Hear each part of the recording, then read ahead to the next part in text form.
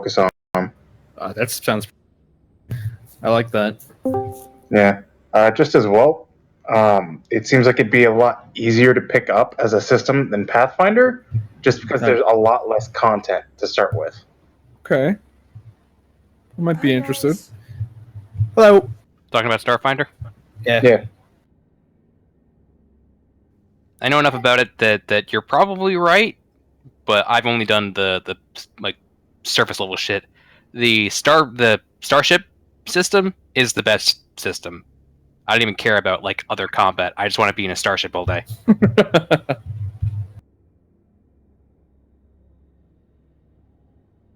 Yeah, Well, I mean, nobody died session 0. Like, we even ran for like a solid 3 hours. Was there actual content in session 0, or you guys just built characters?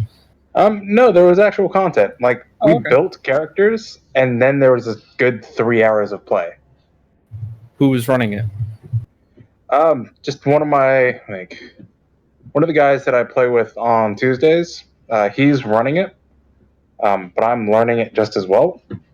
Okay. And so far, I'm pretty digging it. I'm apparently playing. Did you know? I built something weird, and then after like choosing everything, I forgot. I need to choose a deity. I haven't looked at any of those, and then turns out I actually just built one of the deities. Like, well, whoops. I guess I worship that one. At least wasn't a former party member. So I'm calling it the Church of Friendship because I'm playing a race. Well, so the race itself is supposed to be like they realize that, or I'm playing the Rat Folk effectively. Ysoki. Yeah. Yeah. They realize that like they are looked down upon by a lot of people because they're so small and they're rats, but they think so highly of themselves. It's just like, yeah, we're actually just better than all of you. So talk down all you want. We're just better. But they're also like looking at their cultural structure or societal structure. They are super loyal to like family, friends, blood, that sort of thing. They're like, yeah, just be good to one another. And so I was like, if I were to make a church of that, oh well, that'd be the Church of Bread. Well, the other thing being that Ysoki families are so huge that like chances are like they even mention it. It's like a racial feat that like you know a guy who knows a guy who knows your third cousin twice removed. Yeah. Like the social or the familiar structures are so complicated that only they know like what it is. So it's like, oh yeah, like so it leads to that kind of weirdly insular thing where they always just end up patronizing using the services of other Ysoki instead of like going to another shop because you trust this guy, he's your family. I like that. Yeah, my roommate said he was going to start a Starfinder thing, so I looked at the rule thing. I looked at the rule book and I memorized like all of the important bits. And of course, like 2 weeks later, I was like, "So are you going to start that?" And he's like, "I'm nervous." Poor baby. And I'm like, I built the ship. I made a character. I have the backstory. I memorized everything. He's like, "Yeah, but being a DM is hard." I'm like, "Yeah, I know. It's stressful." Hi. Hi there. I am the character. My nephew's in the room. I thought I heard someone. Yeah, that was my nephew. I'll switch to Minecraft World for you so you can show him. Yeah, he's been telling me all about the stuff I can do in Minecraft, even though I've been playing. I believe it. I'll try to not swear constantly. Here. You are. He can't hear you like. Good. Okay. Thank God. Yeah, like I would have been more worried. I would have muted this whole conversation. Don't worry, Blake, you're safe. I'm not rated for children. Nor am I. It reminds me, there was a thing that said parents are complaining that the Joker movie is not appropriate for kids, and they have yeah, and there's a thing of Peter Dinklage in Infinity War. You know the line where he's Yeah, like, I don't know exactly what you'll die. Only if it kills me. Yes. Yeah, That's what dying means. And he's just yes, that's what rated R means.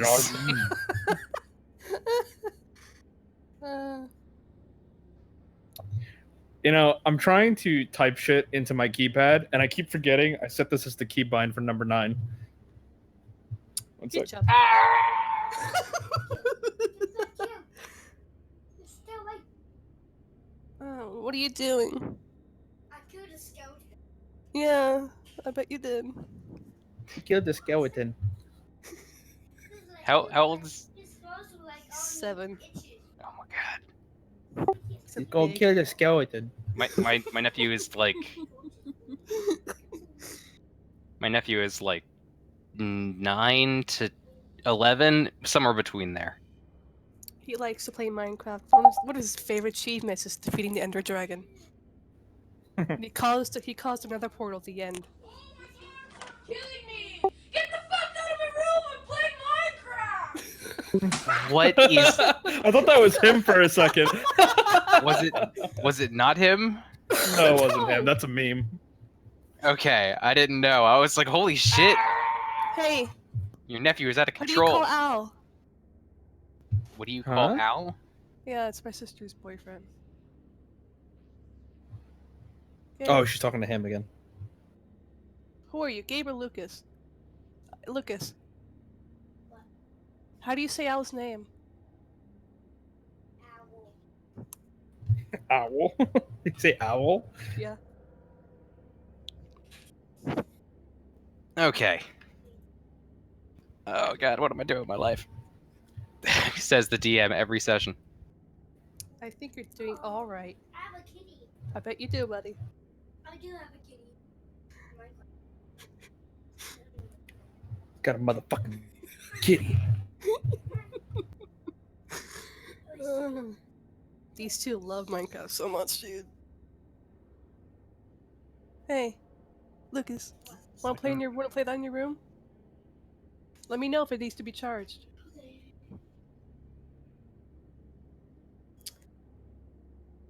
Big brain.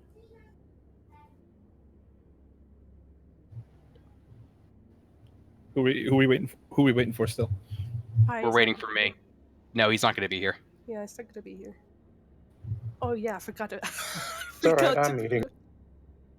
I gotta bring it back in here. Well, if someone wants to, Salmon, if you want to take over our music, that'd be cool. Sure, working on it. Just trying to switch over this Minecraft realm for Ash so you can show her the child. Show the child.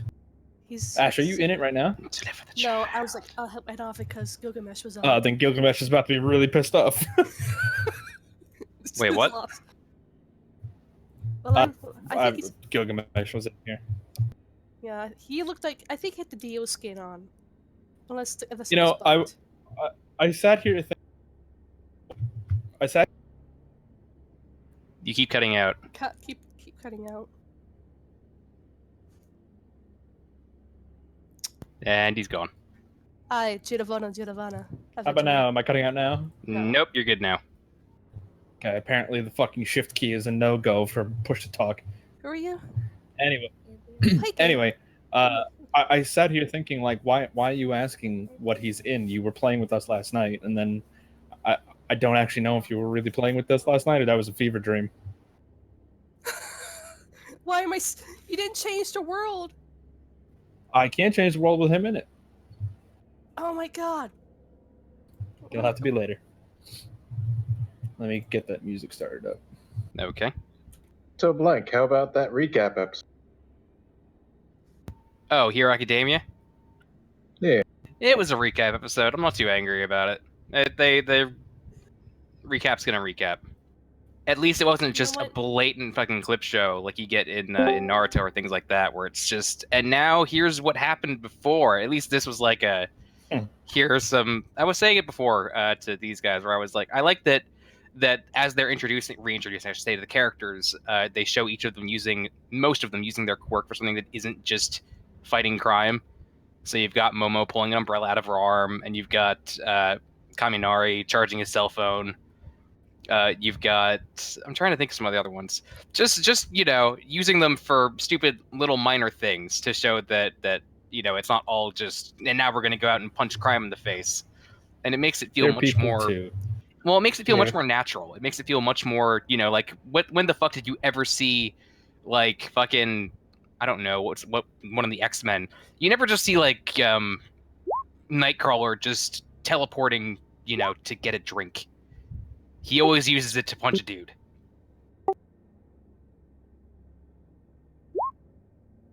I mean, yeah, once or twice, but I guess it occurred to me as I was thinking. I was like, "Holy shit! All the X-Men's abilities are just blatantly for beating people up, and that's it."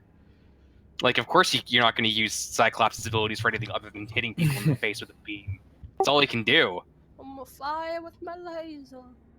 All Rogue can do is suck the life out of people, and you can't use that for not fighting crime either. Hey, what about Storm?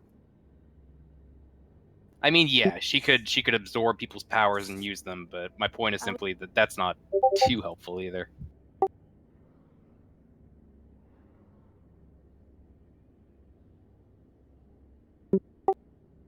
Yeah, and she just like kept them like for like a while.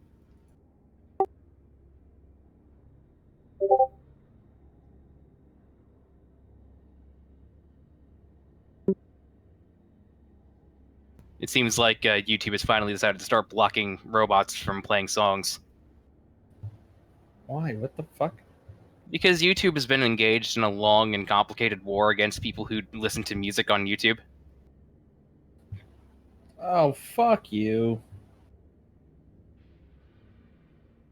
But yeah, I like the recap episode. It got over the essential stuff, but it introduced a couple of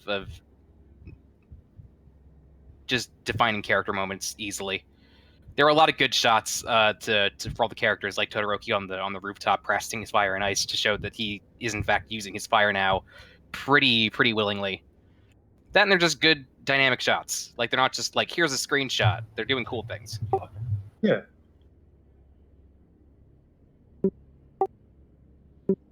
Yeah. Anyone else watch that gun show as well? You'll have to. The one that Silas posted earlier. I don't think I did. I don't remember it. Oh, fuck you. What's going on? Knew it.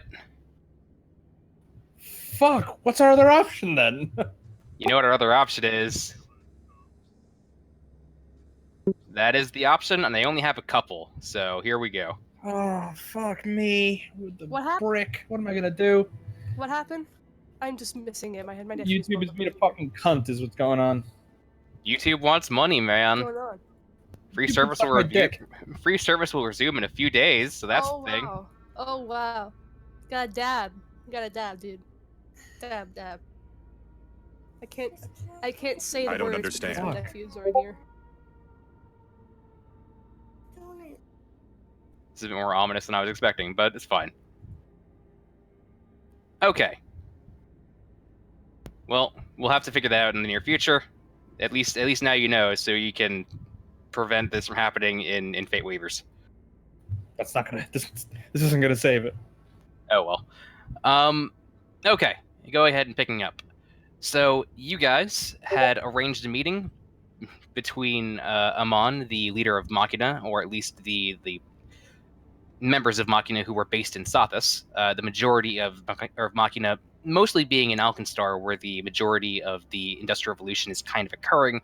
Arranged a meeting between him and Itzkaya, Tentoria's father, a politician who is primarily overseeing the industrial expansion of Sothis, albeit in a way that they don't particularly agree with. He defends himself by saying that the politics of Sothis are really kind of tying his hands, and he's making moves as quickly as he's able to. It's just that that's not quickly enough for the industry. The industry thinks that's full of shit, and that he's just blatantly pandering to the politicians. Ultimately, the conversation didn't go too far, if only because, despite Tentoria's best efforts to mediate the conversation, someone, it seems, has... Great, send him in. You tried to investigate, but found that all of their memories had been wiped. Intentionally sabotaged the conversation, and in the process executed Itzaha its Gaia pretty handedly. Realizing that this was just one part of a many-pronged attack that was designed to sow the seeds of what seems to be a rebellion, the Council of Sun and Sky, where the majority of the politicians of Sothis were currently going about their job, essentially, went up in flames pretty suddenly, and the majority of them were killed. With the exception of course, Jed Sunsmite, who is seemingly unkillable.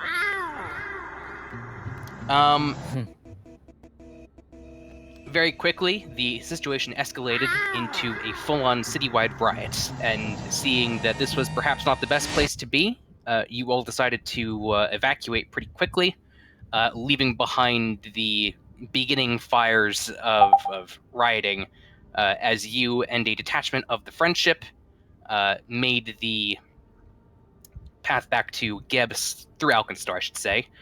The path leads directly to the Mana Wastes, but there is a very winding route that avoids a lot of the super magically dead areas.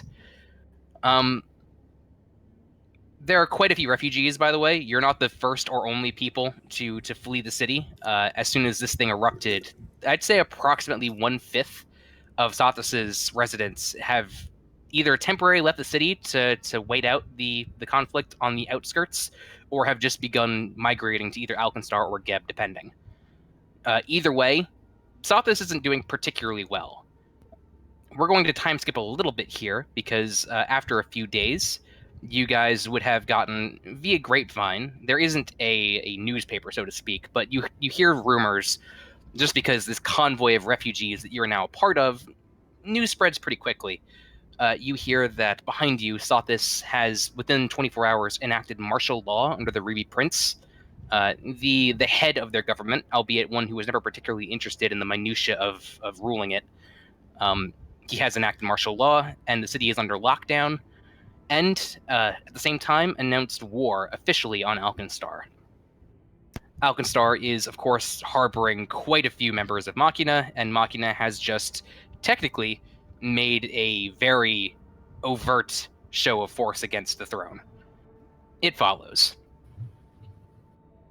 Shit. Where's Alkenstar from that? He's in the Mana Wastes. Dead center Mana Being Wastes. blocked by the red line.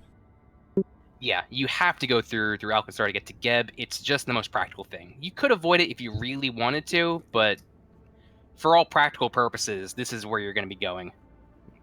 It's also worth noting, by the way, as we head into this area, that the Mana Wastes prevent any and all forms of magic communication into and out of it. You also can't scry on anyone within its walls. You can't divin anything. Once you're in there, you are magically silent. There is no reception for anything. And that doesn't say there is no magic whatsoever. It's just that it's so sporadic and isolated that the larger frameworks that scrying systems use, and that the Friendship use, and that all of these other things use, is very hampered. So, I know. I just have a question. So there are spots. Or is it like all the Mana Wastes, or is it just? Are there just several? Or are there just spots of where I can't use magic because my gun is magically powered, and so it's going to do damage. I would say that your Thundermonger is magic. However, I'd say that you could just as easily fire it non-magically. Keep in mind that magic is just suppressed in most areas. The way this works is that it's not like it's like there are some areas where magic is so suppressed that it's functionally non-existent, but the majority of it is just difficult to work. I'll say that your gun still fires, but your Thundermonger damage isn't going to apply. Ah. There are, like I said, areas where this isn't affected, but the majority rule is going to be that you can use magic, but it is severely inhibited. Cybus, for you, that means that you have access to first level spells only. You can use your other spell levels to like upcast, but you don't have access to level 2 or higher spells. You just can't do it. It's really hard to even get that much done. I forgot about that, Kronos. Yeah. May I attempt to, I guess, maintain the Mercurial Blade then as just a blade? Or as a rapier?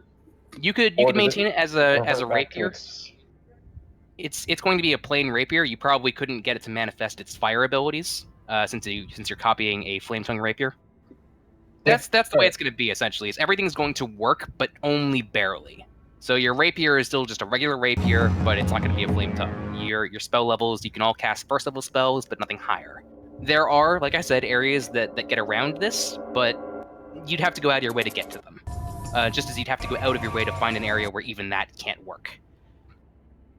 I mention this only because if there's any messages you want to send, like last call for sending messages or scrying spells before you hit the dead zone.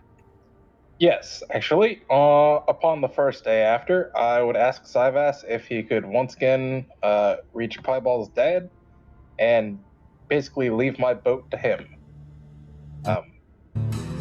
Just for his general use, please don't break it. Please don't break it. Feel free to improve it, but please don't break. All right. So you're saying you want him to have it forever? Like it's his now? No, until I get back. It's just I would Okay. like someone to kind of care for it while I'm not there. And he seems to be like, Sure. I guess the only person there we kind of trust at the moment. I trust him very much, and I will message my father, I guess. Ninja, Since I'm Pi tonight. Ninja, just post that in the general chat. We'll use that. It's a workaround. It's not the best workaround, but it's a workaround.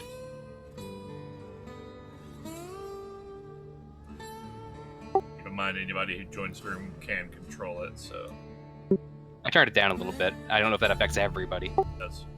If you want to adjust the volume, do it through your volume mixer. Will do.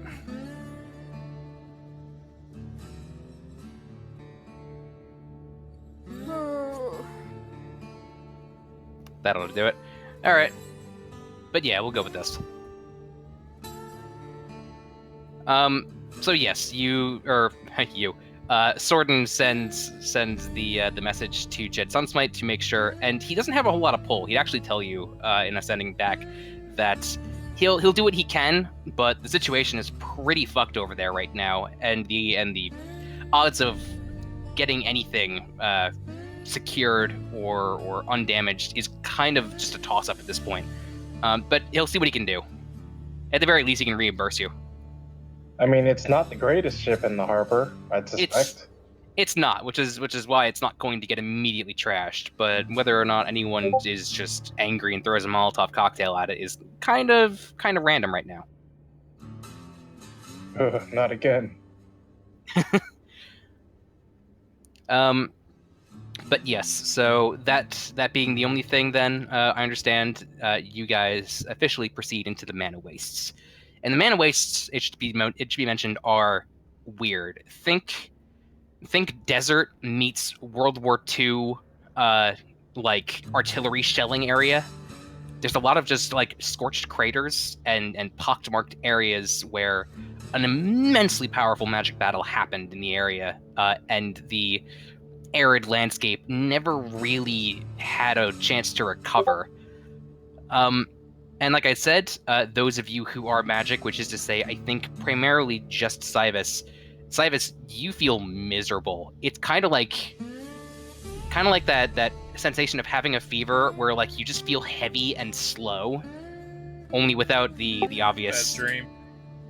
only without the obvious like nausea or like weird increase in body temperature.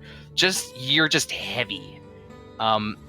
Surprisingly, a lot of the other friends that are escorting this little convoy, unaffected. So what's up with that? Yeah, they'd clearly tell you. There is a workaround, so to speak. The way this happens is that you are powered by Sloth, essentially. That there is a rune well that you are attuned to that just sends you the magic power required to operate. Your soul is linked to it. You can't unlink to it. There is a way that you can essentially not sever yourself from the rune well, but make it so that you are powered by your own soul, and that's it. Essentially, it's kind of like airplane mode for friendship. That kind of circumvents things a little bit. Couldn't the shard also give me a little bit of a boost? That's true, actually. Given that you're holding it, I'd say you're probably free of the effects. Come to think of it, who else has shards? Me. Anyone currently holding a shard, because shards are themselves enough of a power source that it circumvents the magic dampening effect enough that it works like normally, I'd say. I will say that your shard effects don't go off because you're using them instead to power your own abilities, but anyone who's holding a shard can choose to either have the shard active or to be unaffected by magic dampening. Your call, but either way. I'm gonna take the shard abilities because I don't have much in the way of magic capabilities myself. Okay. But yes, in the process of showing you this ability, it's a weird play on rune marks. There is a little bit of reworking that needs to be done on your sloth mark, essentially. None of it is like, oh my god, that's heresy. It's an improved, and they'll tell you as much. This is something that Bread himself kind of developed as a requirement to anyone who is going to be patrolling or passing through the Mana Wastes on a routine basis. And even now, you can't communicate with Bread. The same rules that apply to magic communication also apply to your connection to your, basically, god. As such, you're locked out. If you die, your soul isn't magic. It's a natural part of the world. If you die, you'll still go back to the friendship as you would if you died anywhere else. It's just that it's a little bit weird right now. But yes, you do notice that the augmentations that they made to their rune marks to accommodate the magic dampening have some similarities with the ones that you see on Itsuha's corpse. Itzukaya. God damn it. Okay. Just putting that out there. But yes, the convoy continues pretty much undeterred, unfazed by any of the events going on behind you guys. You have about 4 days before you actually arrive in Alkenstar for a pit stop. I know that, Cyrus, you want to just like stop for like a night and then just immediately keep going. Time required. Yeah. To get outvoted, that's what he wants. Okay, that's fine. Hang on a second.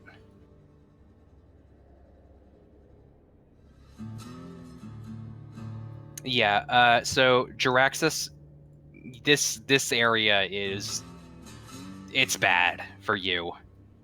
A lot of these foxholes, you remember the magic war that created the area. The Mana Wastes themselves aren't new, it should be mentioned. The war between Nex and Geb occurred centuries ago, and that's what gave rise to the Mana Wastes. The Cold War between Nex and Geb only reignited in the very recent past, the war that you, Jaraxxus, were a part of. But the fact that a lot of it occurred at the Mana Wastes is certainly not helping you. It doesn't change what happened. And for you, a lot of these foxholes are things that you used to take cover in as, machines of war, either dampened from the magic community or purely mechanical, just rolled overhead. Yeah. PTSD is a bitch. I'm gonna point out, hey guys, look, that's where my friend got shot in the head. It was pretty fucking bad. I'm sure. Can we speed this up a little bit? Yeah. Believe me, we're going at the fastest sustainable speed. Can we go faster?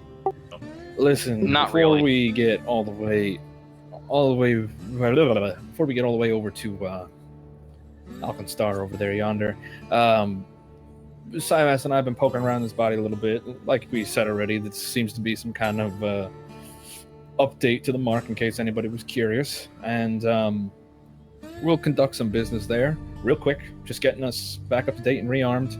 And we'll go on to Geb, but the only thing that I ask is you guys keep an eye out. Apparently, war been declared, bad times. Sothis is wants Alkenstar, but normally wouldn't be a problem considering this is smack dab in the middle of anti-magic desert. Small problem with that, though. There's no way that they would declare war without something up their sleeve. So, keep an eye out for any strange and suspicious happenings, if you would be so kind. Always do. All right. Hey, I appreciate it.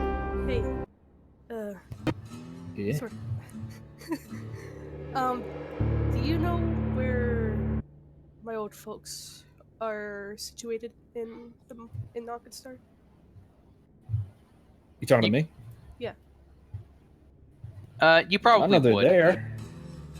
I know they're there. Exact building, I don't know. Shit can move around.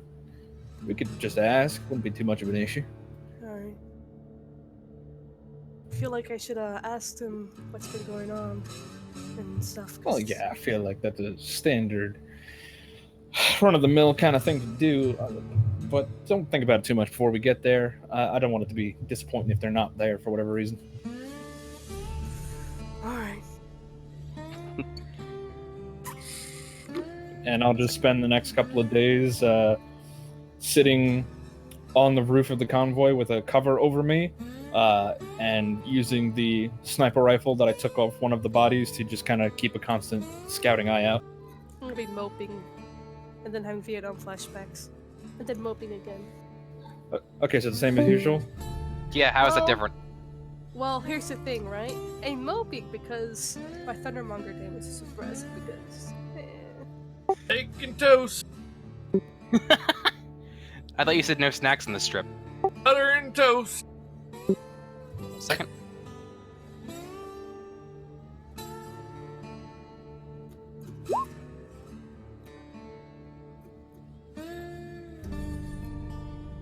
Yeah, it's difficult to cast a spell as required, but you power through anyway, and manage to make enough. Between you and other friends kind of doing the exact same thing, using their own innate resistance to the magical suppression to cast spells, you guys managed to feed the convoy pretty conveniently, pretty handedly. The friends, the Arisen, have long since been known for their acts of altruism. And people of Sothis are a little bit less suspicious at this point than they were, years ago, and less suspicious than Varisian counterparts, only because the concentration of Arisen near Geb is pretty high, and you guys have all been pretty on top of your game when it comes to altruism.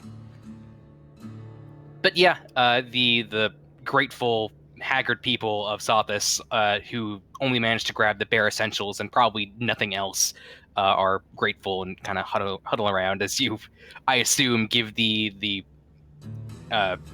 evangelism. All of It's gonna this be respectful. comes from bread. It's gonna be respectful, but not like shoving it down your throat. Like you have to listen to the sermon and eat the meal. There's no choice in the matter. Right. Go ahead and roll me a perception check for the top of the roof there, Adrian, or was that as Sorden?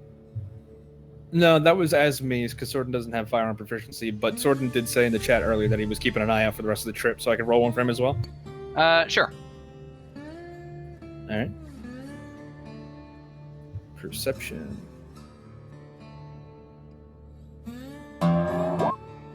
22 Nice. for Adrian. And natural 1 for Sorden. So fitting for Sorden. Oh, it so is. Yeah. Oh my god. Sorden's gonna look out into the desert and be like, man, that's a lot of fucking sand. I've never actually been outside the city before. Is this what it's like? Is it just desert forever? Welcome to hell. Why is this? I hate this stuff. It's coarse and irritating, and it's getting everywhere. God damn it. Yes! Yes! With a 22, however, you've been on the road plenty of times.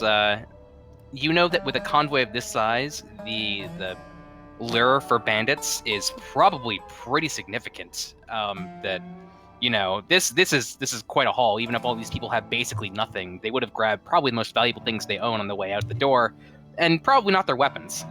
At the same time, the sheer quantity of Arisen in the area, and the fact that pretty much all Arisen, by nature of their creation, have at least some magic potential and ability to fight back, means that no one's particularly eager to pick a fight with a dog this big.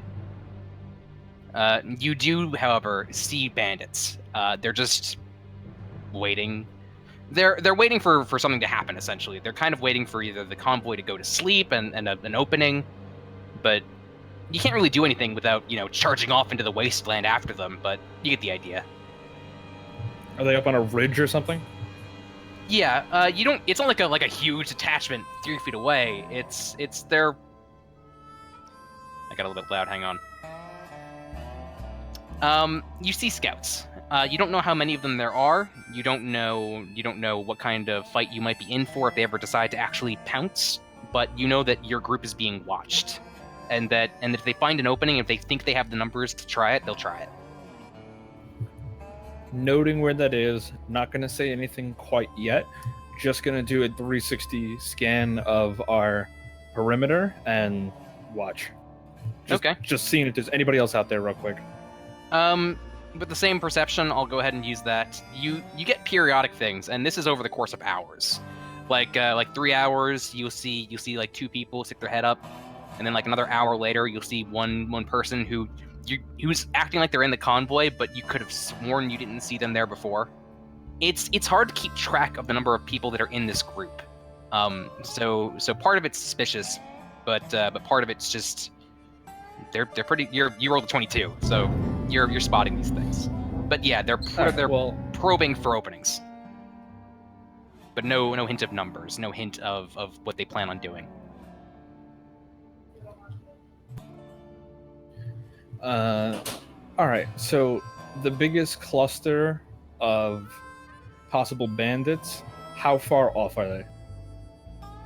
What, you hypothetically, if you had to imagine like where they would be, how many could you fit in there is what you're asking?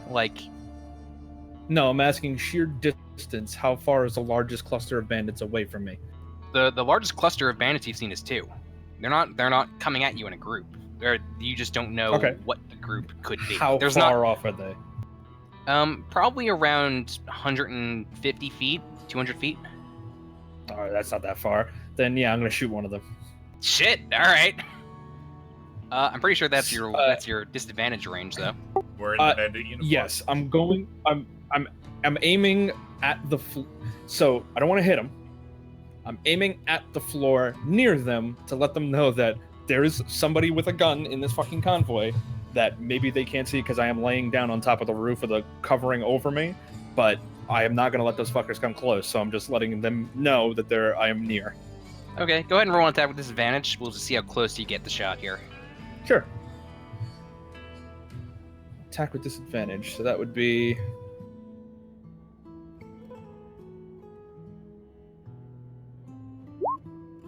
$11? It's not bad. You get it within 10 feet of the guy. There you go.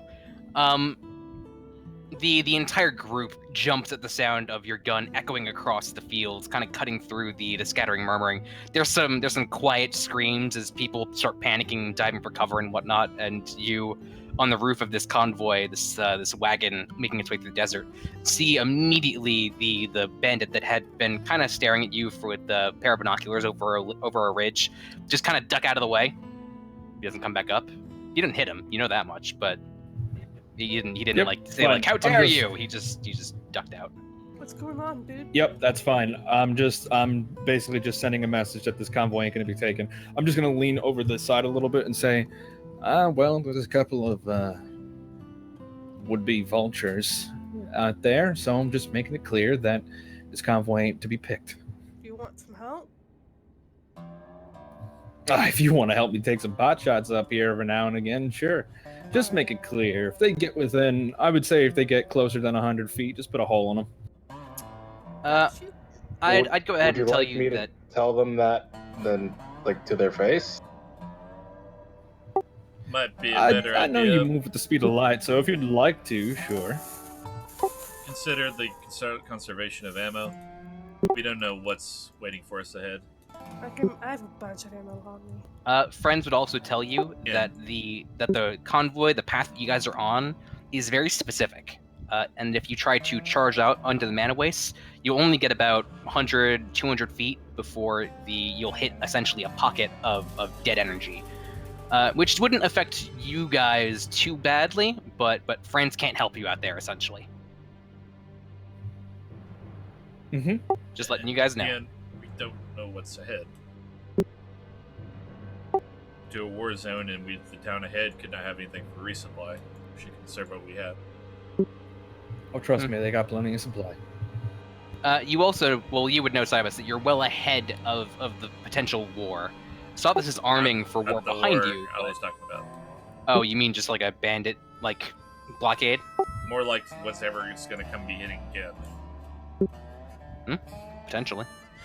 But yes, with the tireless friends essentially trading off to lead the convoy and pull the wagons essentially, you're not the only massive undead here. Massive is actually a term, I shouldn't use that. You're not the only large undead here. There are quite a few people that are more than capable of pulling more than their weight. And although it still takes time to long rest, you still need to recharge. You're only human, so to speak, essentially. They're able to trade off effectively enough. They've done this run often enough that they don't need to stop. And as such, you guys are able to rest in the back of the convoy while moving, which is the only reason you're able to get here in 4 days instead of a week. But it's troubling. It's uncomfortable for a lot of people who are not used to life on the road, but it's functional and it keeps the bandits away from you, because as long as you're moving, you're not an easy target. And at no point do you discover a blockade, and at no point does a contingent of horrible things come out of the waste of you. The amount of sheer bodies you have really discourages any wild animals, as twisted as the mana wastes make them, from making any kind of attack. And so, with no real issue, you guys and a large attachment of refugees in a long line of refugees arrive in the clockwork city of Alkenstar. Ain't she beautiful? Second. Nice.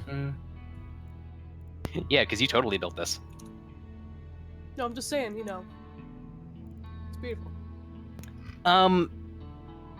The outline of Alkenstar is unusual, to say the very least. There are a number of spires that kind of reach up to just above the natural canyon walls that it currently sits in. It's surrounded on all sides essentially by natural barriers that make it very well defended against a siege.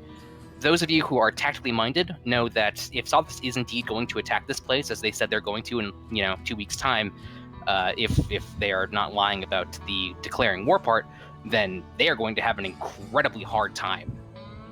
This is a natural fortress. And the few areas that aren't covered by natural walls are still surrounded by, actual legitimate walls that are patrolled even at this distance you can see by riflemen. The line of refugees stops at the front, and you guys kind of crawl to a halt. You're a little bit behind the front of the line, so you don't know quite what's going on, but it seems like they are kind of doing a inspection. They're doing an inspection of any refugees entering Alkenstar. Names, faces, statements, etc. You guys are going to be here for probably another couple of hours while you wait for your turn to get processed, but Alkenstar is taking zero chances when it comes to letting in agents of Sothis who may or may not have an ulterior motive for entering the city. Is there anything you guys would like to do before you get scanned, essentially? I got nothing, dude. What are they scanning for exactly? It's a lot the same as previous the Black Gate, although it's nowhere near as intense in its scrutiny. Just essentially a kind of permanent detect thoughts is up. And they're taking things one at a time, so they can at least read surface level thoughts. They're not going to try to probe, but reading surface level thoughts of every single person that goes into the city to make sure no one is thinking too hard about mutiny or that's shit. Risk away, son. Yeah, like I said, it's just getting into the city. It's not getting into the Black Dome of Sothis, so it's not too hard. I don't think any of you guys are thinking about murdering, any of the members of Alkenstar's government. So I'd say you guys get in pretty easily. I'll do what I can to help expedite the process a little bit. Oh yeah, and if you've got clearance, you've been more than through this particular set, and Like we don't you guys all we don't managed to get even really need the convoy right now. We could just meet up with them again later, go ahead of them, and fucking start doing what we need to do while we're here, folks. in. Go ahead and put. Savas, we'll take us a moment to get with the convoy and get them to the other side. This could position them if the same thing should happen again in this city, that we're all ready to go.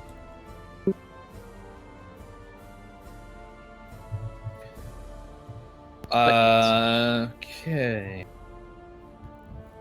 But yes, you're waved through pretty quickly. You guys notice that even here, there is kind of dominating the landscape a massive fucking Final Fantasy VII-esque gun that is the size of essentially a small building. It's not visible on the map, but it's mounted essentially into one of the far walls, just into the Hellfallen Cliffs to the north. Say hello to the largest artillery piece the world has ever seen. That's so fucking badass. Good old Maul Ravagug. Good day, Malravagug. The sex. Didn't even fucking tell you the name of it, but you already fucking knew it. God damn it. Of course I know it. I did all my research on Alkenstar. God damn it. Oh man. I only knew because he said. Curious to see if that's true. The gun looks sexy. Fuck you. You'd also know that it's only been fired twice, and both times were. I mean, it takes. How does it? Yeah, it takes an hour to load each round, and each shell weighs about 3 tons. Holy shit. Got Mac around. Yeah. This is the end all be This all. old fucker. I mean, how much? Yeah. what's I the mean, firepower? what's the firepower? I mean, fucking.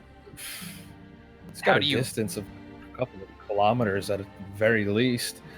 Explosive yield really depends on what kind of shell they're loading in, but last time they used it was against a bunch of fucking gorillas. Wait. Guerrilla warfares? You laugh, but I'm dead serious. And he points over the mountains, and he goes, beyond there's the Mwangi Expanse, and then there's a nation of beastmen, mostly gorilla folk, led by a it's gonna sound ridiculous, led by like this demonic gorilla king, and he crossed the mountains, came here, tried to steal some shit, and they fucked his shit up with that cannon. Unfortunately, he was a little more clever than they gave him credit for, so he did escape with quite a few things. But that was ages ago. D&D's weird, y'all. Anyway, Yeah, a couple of things to know while you folks are here. There's going to be like an old city and a new city kind of thing. Alkenstar kind of went through a massive technological revolution fairly quickly, and he points at the 2 bridges that we can see from here and says that's the old bridge and that's the new bridge, and you can tell by their architectural differences how much they changed, how much more advanced they got.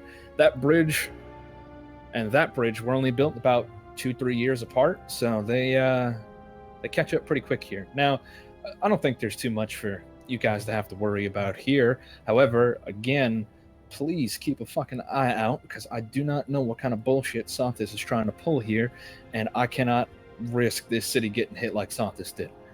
So I'd appreciate any help that you can provide. Now, I do have a few errands I need to run real quick, and hopefully they can help us, but here. And he's going to slip his ring off his finger and flick it to Jiraxis and say, this should help you get a discount in a few of the markets if you guys need to restock on supplies like potions and whatnot, all right? Thank you. All right, now I'll be back in a bit. Somebody was going to say something. That's my name. Where do I start asking around for my folks? Well, where would he start asking around? I mean, I mean, you would know the Iron Scarabs were officially inducted into the kind of the guard/army. There isn't really a huge distinction between the two of them here, but those are all housed in Alkenstar Castle, which is currently, well, not currently. Hang on, big old castle right here. Where is it? Oh, there it is. Big old castle. We also don't know if is it Lucas, right? Lucius. Lucius. We also don't know Lucius, where he is doing all Is it, this. I always get this wrong. Is it Lucius with an S or Lucian with an N? Lucius. Lucius. Making sure. Could have caught up I'm by sure now. he's somewhere around here. He could already be here. He could already have killed the fucking king for all I know. Or the Baron, rather. And No, Travel sorry, alone. excuse me again, Duke. But, sure. I mean, I'm more than fine traveling alone here, but if somebody would like to accompany me, I would not say no to the company.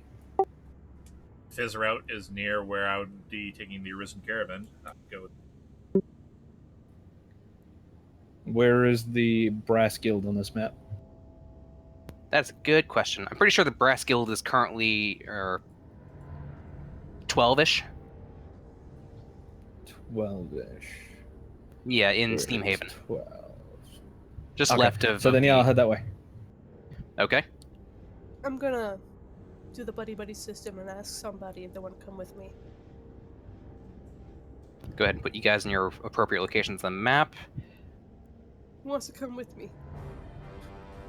Sure, I'll come with you. Cool.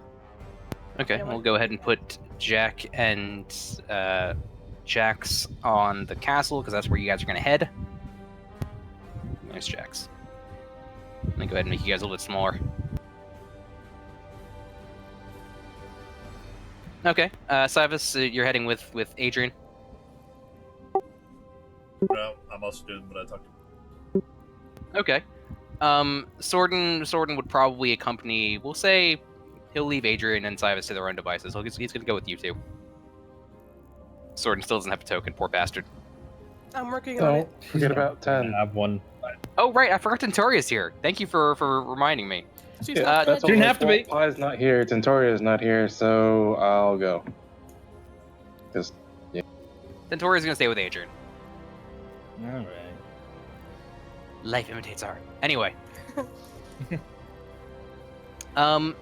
As you guys depart from the convoy, refugees are kind of trying to find their place. They're kind of just scattering into the city. It's sinking in that they need to find either like a temporary place to stay. Like the lodges are gonna be fucking full up, by the way, so be prepared for that.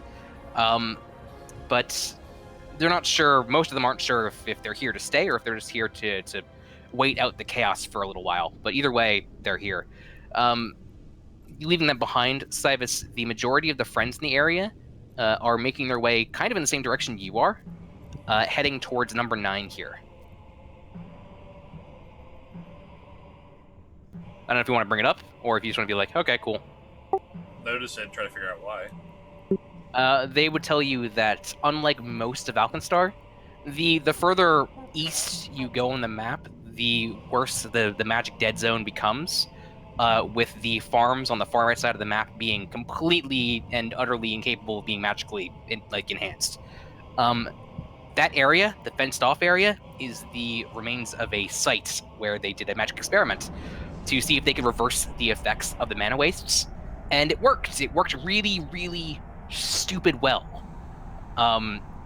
The effect was so potent that, unfortunately, it caused that entire area to now be incredibly charged. Wild magic surges aren't entirely uncommon, and any humans that are I should say, any living beings that are in that fenced-off area are subject to nausea, vomiting, hallucinations, mild insanity, and just bad things. Just in general, it's just not good. Relatively safe Oh, for but any Arisen. living humans. The members of the Friendship, however, experience this supercharging of magic as pretty convenient. Any undead that are in that area, that fenced-off area, essentially, do not require a long rest. They only require being in the area for 8 hours to recharge their spell slots and whatnot. So no downtime hours. is required. And yes, you can essentially cast spells while you're resting, essentially. So clerics of bread in this area use this to kind of just like, oh hey, I'm just gonna head back, recharge for a bit, and then come back to whatever work they do here. And you do see that again, being this close to the kingdom of bread, that there are more than a few arisen. Go ahead and roll an insight there, Cybus.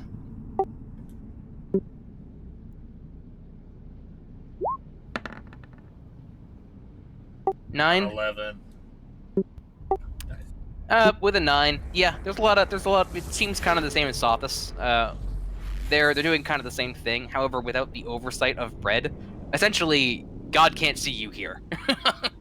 So a lot of the altruism that you saw in Sothis is unfortunately Way of the World kind of not as present, not as omnipresent as it was in Sothis. Even from this limited time spent in the city, you can tell that a lot of the bread are just kind of relaxing a bit more. They're a bit more themselves, if only because they're kind of off the clock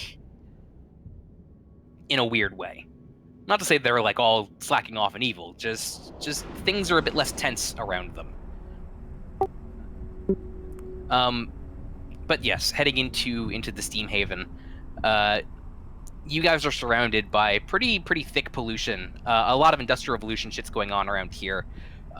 The expansion of the steelworks and the methods used has rendered this entire area kind of a never sleeping, always on section of industry that is just full of yells and banging of machinery.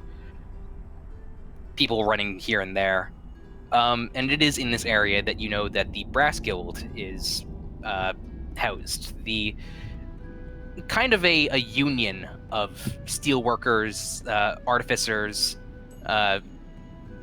kind of this amalgamation of all of the people of industry who currently work in Alkenstar. It's not the official, like, head of industry, but it's the functional head of industry. In practice, these guys have all the power. Even if on paper, they're all just a whole bunch of foremans who all kind of agree to sit down and have a discussion once a week.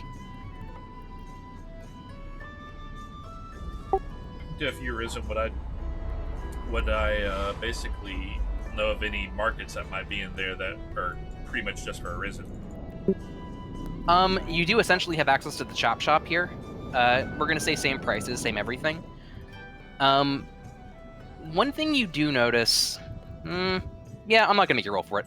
One thing you would notice is that there are a lot of modifications available in this chop shop that would be, if not taboo, then a little bit weird in other places. Because again, the lack of oversight of the Arisen gives them all this kind of boldness that you wouldn't otherwise expect. Things are, for lack of a better word, a little bit shifty here. You get the sense that not everyone. Someone mention installing a gun in your arm? Why, Draxus? I thought you could read the chat.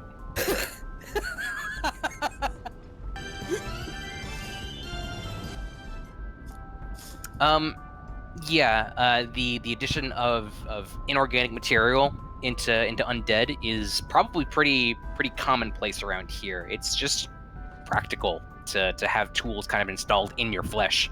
It's not exactly normal, but over here, you do what works.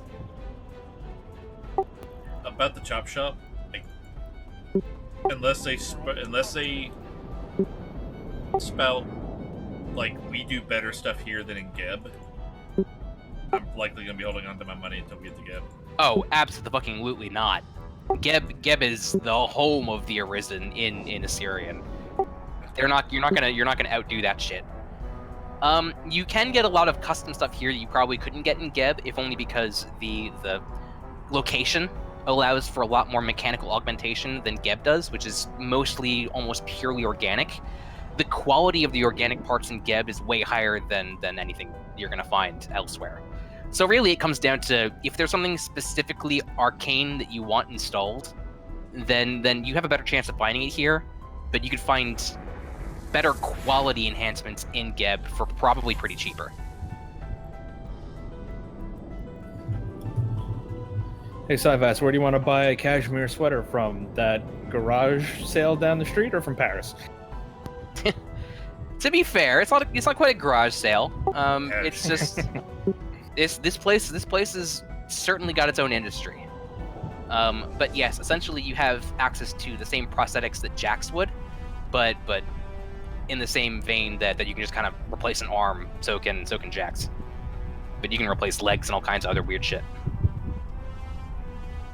Mine was If- custom made. I could send you like a list of custom shit that you can get. All of it can be a little bit, depending on what you want installed, can be a little bit pricey, but that and you're large, so they probably wouldn't have anything on call. They'd have to custom make a large prosthetic because all they have are probably going to be designed for humanoid medium races. So yeah, It's so like, well, I don't want to put myself under in either case because then I could be under while something happens in Gib or here. So I'd rather risk it in Gib.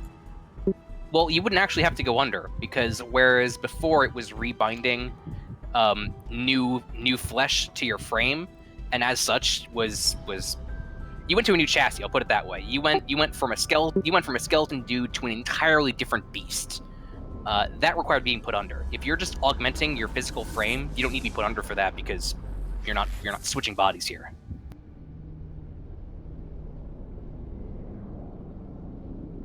Well, I'm gonna wait for Gib. Okay, just letting you know. It's also promised, so I will have a bigger pool to choose. Okay.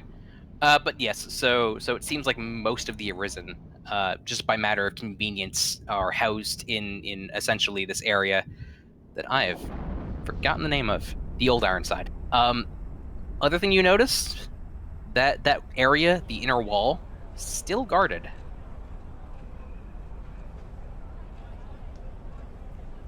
Moving on. Guarded how? As in, riflemen patrol the upper wall in between Ironsides and the rest of the city. Okay. Take that for what you will. That being said, the outer sections of the wall of the Old Ironsides you can see are kind of broken in places, which means that as a wall, this area isn't exactly fortified to begin with, so it could be entirely functional, or they don't trust the friendship. One of the two. Maybe both. Anyway, we'll go ahead and get Cybus and Adrian done first. Adrian, are you trying to ditch the tail and go by yourself, or are you gonna just tell him to wait outside? What are you doing? Tell him to wait outside. Okay. Heading towards the Brass Guild, which again is kind of a nondescript factory. It seems completely ordinary, and it wouldn't even register as being any kind of official site of governance or overhead if it wasn't for the fact that people have told you that it is. Adrian, you know this is because, again, it's kind of a byproduct of a weird system that just kind of sprang into existence without being designed as such. But still, you can, if you're hoping to get the ear of someone important, then this is as good a place as any of the official places. So, heading in, hang on a second.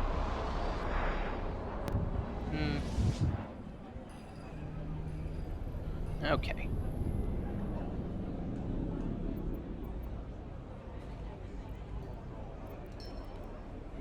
Drive active. Everything's hard to find. God damn it. So yeah, you head in by yourself, as Cybus and Tentora are like, okay, I guess weird, mysterious Adrian shit being weird, mysterious Adrian shit. Heading in, you hear the constant arguing of various gruff individuals. Around you are these massive, no, not massive, Vulcan-sized, large golems of varying complexity and design. People arguing over blueprints and cyanotypes, over various designs. A lot of experimental shit's happening in this general area. Ignoring all of that, you know approximately who you have to meet here. I don't know if you want to jump into another channel or if you want to. Yeah, just real fast. Okay. Secret shit. And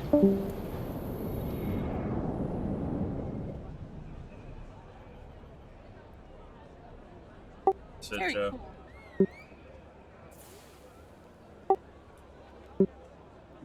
What?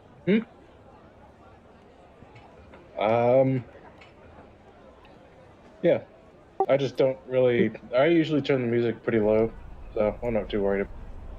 How are you guys this week? I'm alright. How are you? How are class? Tolerable. I mean, my midterm for my art class is next week, and I think I have everything for my portfolio. Playing a lot of Minecraft with Sandman, and that was pretty fun.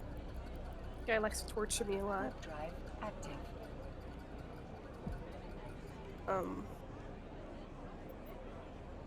Nope, he died. But my uncle did get in the hospital recently. 'Cause he got hit by a car. So that was fun. I mean, it doesn't sound fun to me. Oh no, he can't use his legs. His legs are So yeah, broken. does not sound fun to me. It's when I mean fun time. I don't mean it literally. It's a fun time. I mean, you know. Yeah, but yeah, my mom's having a hard time really. I don't really feel anything for my uncle. I mean, it's sad that, you know, he got hit by a car, but I don't pity him. Well, I do pity him, but How close to him? I'm estranged to him. He's, in my opinion, I think he's a leech to my mom and to my grandparents. He's in his late 50s. So like, is he paraplegic now, or is he just got broken legs? As in, is he gonna get better, or is I it don't just know. like, nope, that's I don't know. There's a good chance that he might need like extra care from now on. The problem is that he hasn't been able to hold a job in years, and he's been living on drugs and alcohol for years. typical Florida man. Yeah. That's where I get my mom. That's where my mom's mindset of always an addict, once an addict, always an addict came from, and that and my uncle's daughter. So you go down I that mean- trail, you're fighting it the rest of your life. I mean, you're not wrong, but also, or correct, you're not wrong, APAC, but Ash, that's like, Warp drive. I'm living proof of that. So, you know, you can get better. Yeah. Promise. I know you can get better. It's just hard, and I think it's just a bad mindset to have, in my opinion. Once an addict, always an addict.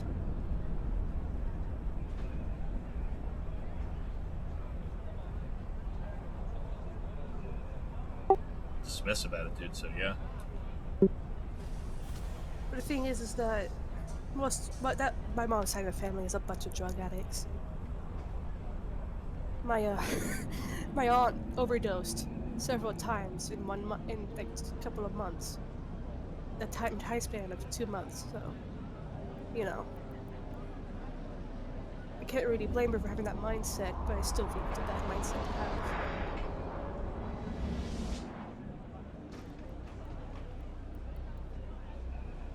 Warp drive active. But yeah, I'm just glad that my mom's more successful than the two of them.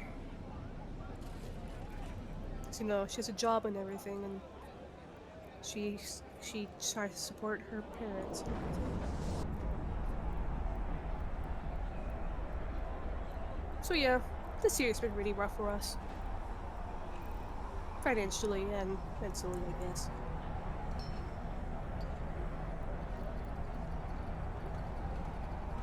So how is I don't know what else to say now. Like getting work? I've been applying for jobs. My mom helped me make a resume yesterday, and then when we got finished with that, I've been applying to jobs online. Docking permission You know, requested. seeing say, Docking hey, this looks permission really good. I'll apply to this one, etc., etc. So Down for your hours. I don't know. Sell It your has- soul to the it's- government. Do it. I'm just working Government around. is pretty good. I'm just working around with my school schedule right now. Though I need to change some of it because I am not actually going to be available Mondays and Wednesdays now. So I'm not even sure if I even can get a job with that hours that I can do. So I want to find You a part. can. I mean, I want to find a Information part-time requested. job. Docking request but- accepted. I have to somehow try to work around my my school schedule, and hopefully I can hopefully I can somehow work around my next semester's work schedule as well. I'm just really afraid of like being called in for something for a day that I can't go into, for a day I can go, say at school or D&D.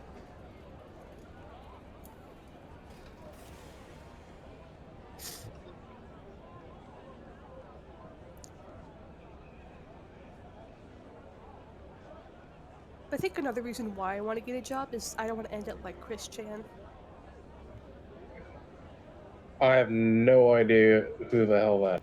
Chris Chan is he's one of the most so look when it comes to like historical figures and stuff and how we document them, right? Chris Chan, we know more about him than anybody else in the world, in a lot of people's opinions, even mine. I don't believe that for a moment. Oh, you'll be surprised. Oh, you would be really surprised. Is he like a degenerate or something? He is, in many ways, he is. So, what else is there to know about? But there's so much more about Chris Chan than you have to know. He I have is. to know. If you want to know, I mean to say. But there's a whole comprehensive history about Chris Chan because he's one of the most oldest locales on the internet. I mean, So there are 'cause there's- literally hundreds of books about Hitler. Hitler had a dog. couple of dogs. Dogs are Nazis. I mean, technically, he also went to school for art. Well, Well, actually, tried arts to. are Nazis. Tried to, anyways. But here's what I'm trying to For say. Nazis. Here's what I'm trying to say. Chris Chan is a highly functioning autistic man who tried to use his autism as a crutch. He's also homophobic and racist, and he also transitioned into a woman, just so that he can. I don't even know why he transitioned in the first place, but he is also in a three-way wet marriage. He's also married to Mewtwo, and one of his OCs named Magic Chan. And he believes that there is currently a dimensional merge between his OC world and ours. He's also been harassed by a bunch of trolls since 2009, because that's where a lot of this shit kind of happened. There's also a bunch of sex tapes of him also online because he sent them to people and they leaked them online. One of his famous clips is him screaming the name Julie while fucking a sex doll. I mean, honestly, that sounds like most of it's just his fault. There is, in some ways, it is his fault, but it's also some of it's also the troll's fault because the one who leaked it, the guy, the kid, the Julie, the one he was screaming to, that was actually a 13-year-old boy sounding like a girl. He told Chris that he was actually, of legal age, a girl. But he trolled him and said, "No, dude, I'm actually a 13-year-old boy. Haha, you're a fucking pedophile." And I thought, that's actually not cool, dude. I kind of get that he's, really stupid and he's like, racist and homophobic and everything, but he literally thought that you told him that you were, of legal age, and you tricked him and shit. I'm also not a big fan of them making sex tapes of him as well.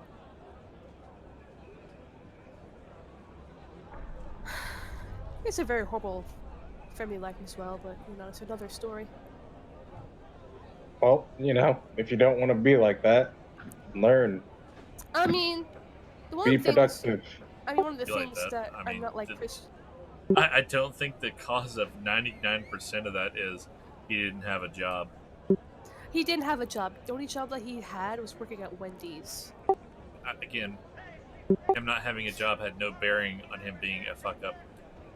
Well, he's also lived on benefits as well, Connecting. and he's also begged for money online. And I know Hey, for a not only fact- have I done that, Irresponsible. I've done that successfully. But here's what I'm trying to say, right? Is that when his mom dies, who's like who's in her 90s, he has nowhere else to go because the house is on her name. And I'm not even sure what's it called again when you like reverse finance the house or something. But it's like something if, like, for example, you get money back, but when you like die or something, they take the house back.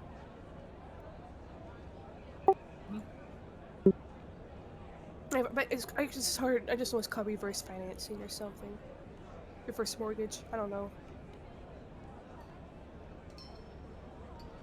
I'm like putting it down to like layman's terms, but if you really want to know what Chris Chan's life is like, you gotta find it out on your own because there's just too Yeah, much I've content. heard enough. I mean, of Chris truth Chan's be life. told, yeah, I really don't care enough. I know. I'm just saying, if you do care enough, it's a whole bunch of content out there about him. But it makes me feel glad that I'm not like Christian. Oh, my man is messed up. I mean, I've made some poor decisions in life, but you know, you do better Always so every many day. poorer. You gotta work at it, I know. and like, Like I said, there's so much to Chris Chan that it's hard for me to explain why I'm glad I'm not like him. Because, you know, I could have had a bad, you know, child life and everything, and, you know, then again, it's just different. I mean, don't use that as a good gauge of things. Like, I'd say a good example is Keanu Reeves. Like, his background is super sad and depressing, but he is hella successful. I know. And because he, you know, he worked hard on, you know, he worked hard over those, and you know, became what he became now. You know, So, he's yeah. gonna be in a video game. That's pretty cool.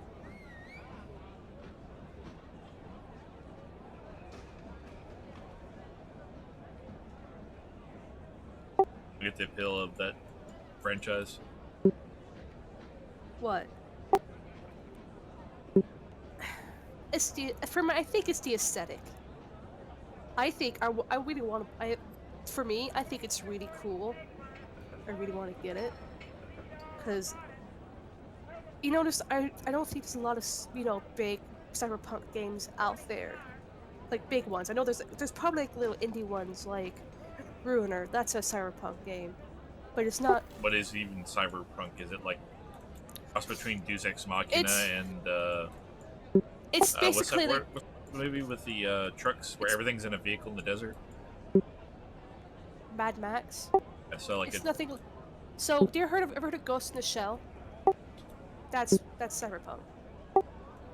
nothing like that. Is it the same universe? No, it's genre. Closer to it. Yes. Okay. It's like stuff like cyberpunk. I mean cyberpunk. It's like stuff like Ghost in the Shell, Akira. Those could be considered as cyberpunk.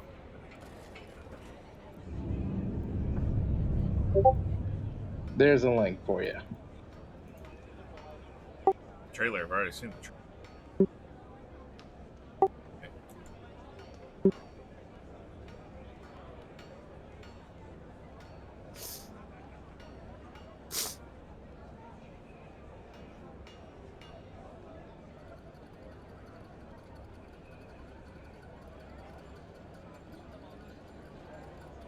Is everything called punk at the end of I don't know.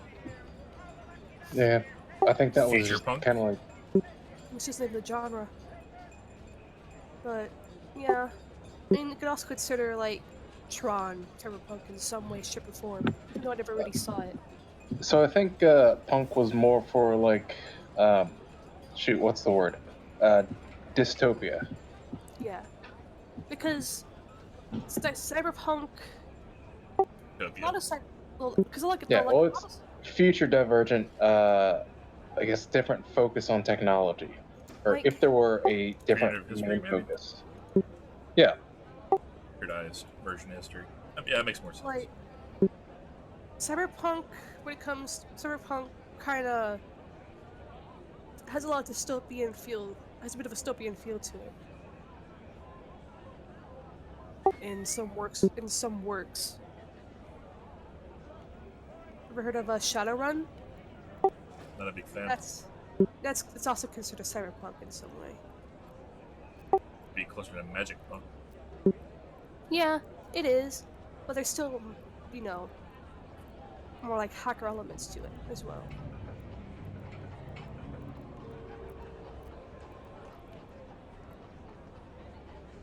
But I think it'd be pretty cool for an actual big name cyberpunk game. 'Cause I think it's pretty cool. Warp drive active. Cyberpunk 2077. Just making it again. Who made the ones who made Witcher 3? Red? Yeah, That's well. I'm pretty sure it will. Keanu Reeves gonna be in it too, based on what I've heard. Well, actually, no. Never bet on Star Power. I don't care who they are. Good quality people have been lured into Brad projects all the Yeah. damn time. Yeah. But I Nicolas think Cage. Or Nicolas Cage. Warp drive Terry Crews. But I think I'm pretty sure that it will turn out nicely because of the reputation of Project Red. Hopefully, it will turn out nice.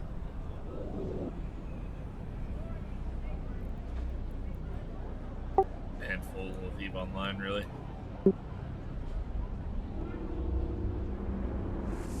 I think Warframe's considered cyberpunk. I'm not really sure. There's some dystopian elements in it.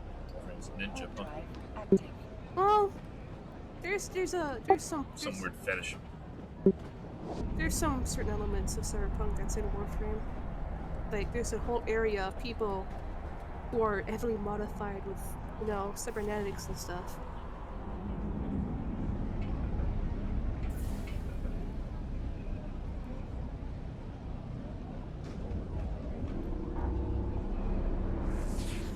We're back. Cat wants up.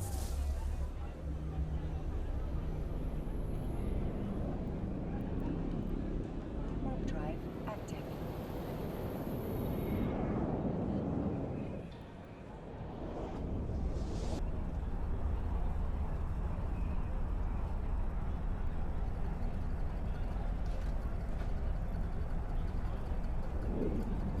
Come back.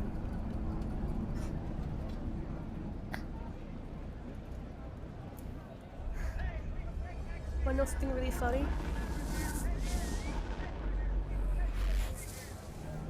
Well, it might be funny, I'm not really sure. But I'd like to think it's funny or amusing. Warp drive active.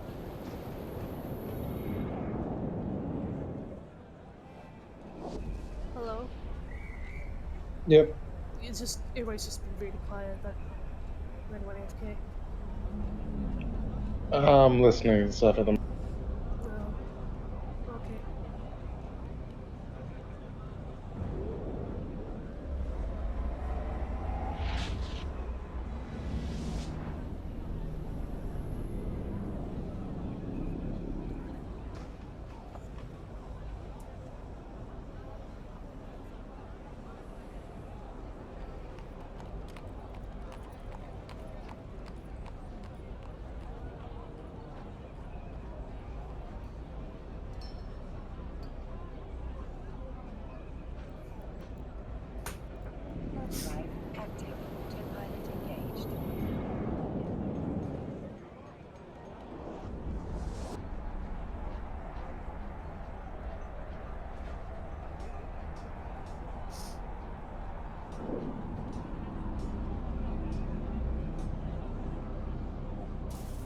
Did you guys know that May has become a symbol for the Hong Kong protest? Yep, that's not really news. Moving to Stargate. We spend a lot of time on the internet. Active.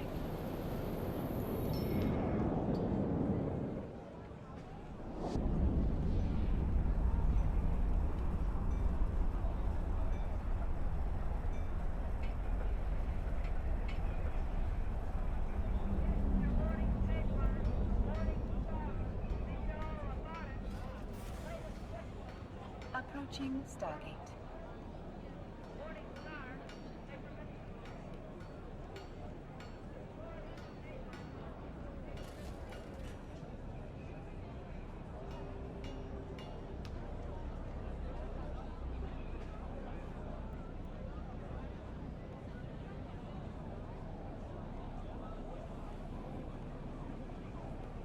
Autopilot jumping. You're back. I'm checking on the dog. I'm supposed to be babysitting. Moving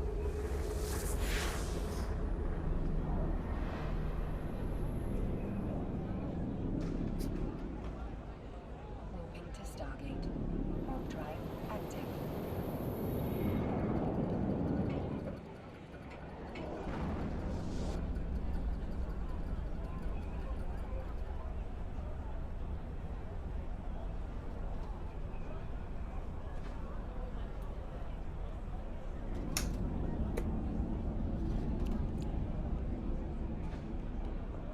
Approaching Stargate.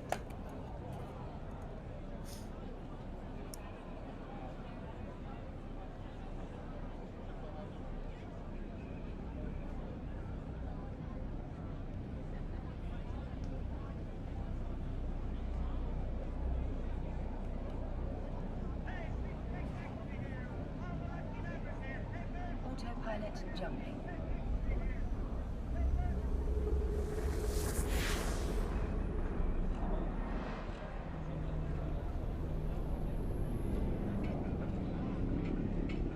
Moving to Stargate. Warp drive active.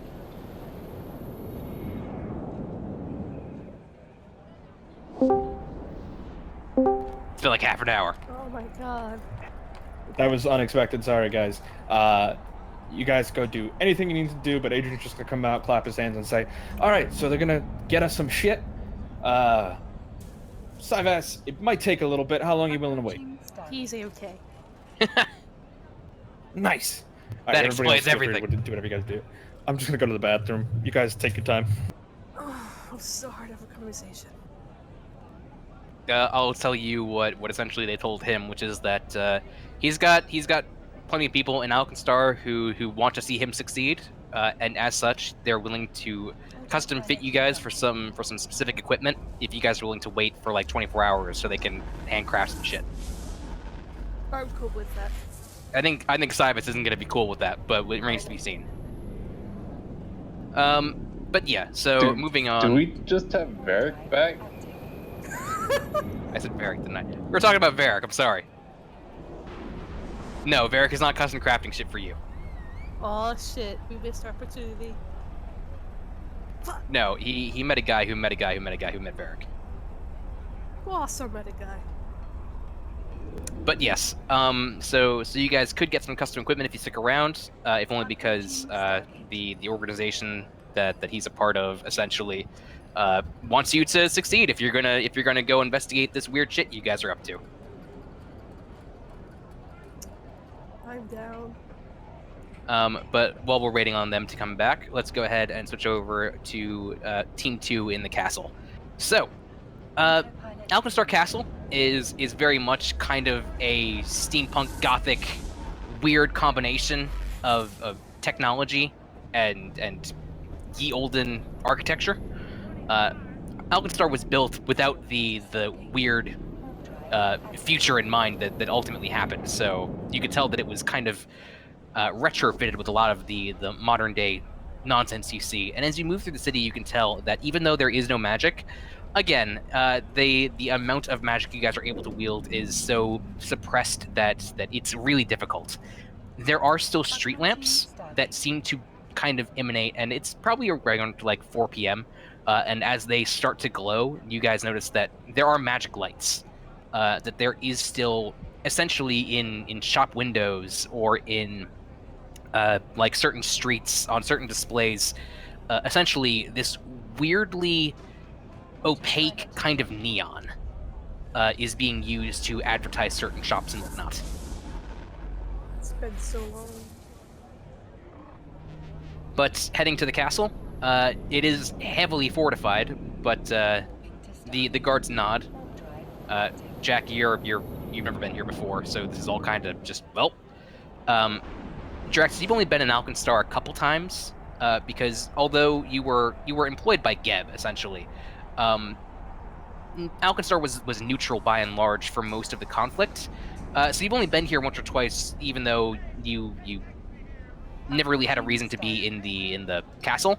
You know what it looks like. The guards don't know who you are, though. So what are you doing to get in? I like to say, hey, there's somebody that I know here, and I would like to see them. It's his hand is really messed up looking. You know, it's like a lot of necromancy stuff with it. You know what I'm talking about? Okay. So welcome to the guards. By the way, you can tell that. Hey, welcome back. We were handling Jack's stuff, so. The guards all have. Your rifle is beat to shit, and you largely put it together yourself. Since you've been gone, this being the heart of Alkenstar, you can tell that the rifles here are much sleeker and much more well-maintained. Either because they haven't seen combat, or because that's just the nature of Alkenstar. But either way, as you lead in with that conversation, you can tell that they're holding them out, but not pointed at you, just kind of at the ready. Go ahead and roll me a persuasion check. Oh shit! Isn't going to be the highest DC, but you just walked up and said, "I know a guy who works here. Please let me in the front door." 13. One of them nods at your description. Dead Hand, then, correct? Yes, Dead Hand. I thought he would have a different name here. Yes, it's name's Dead Hand. I'll let him know that he has a guest. Your name is. Jiraxis. Okay. Do you mind waiting? Obviously, we can't just escort you into the castle grounds. Yeah. Actually, can you just tell him that Tick is here? Okay. Thanks. So the two of you wait for a little while, like 15 minutes, before eventually the same soldier kind of comes out. Just this way. Are you, and he kind of looks over to Jack, coming along? Of course. And Sordin from behind you, just, I am also Sordin Sunsmite. You might know my father. I don't. Stop talking and get in here. I don't know your father. Jed Sunsmite, he was a famous he is a famous adventurer in Sothis. He then just immediately just is being ignored as Jax gets escorted into the castle grounds. Sordin just, no, it's okay. He does that a lot to everybody. Heading into the castle grounds, you can tell that much like I was saying with group number 1 over there, that the preparations for war are well underway. A lot of kind of semi-panicked power walking between a lot of officials as they try to ready all the materials they're going to need to meet Sothis on the front lines here. And the war room that you're escorted to is really no different. In front of you are you're kind of like stood outside, but the door is open, and through the open door you can see that there's essentially kind of a battle map as various pieces are placed around a small miniature model of Alkenstar. Through the door you see a number of the head of various organizations, some of which you recognize, leaders of certain regiments.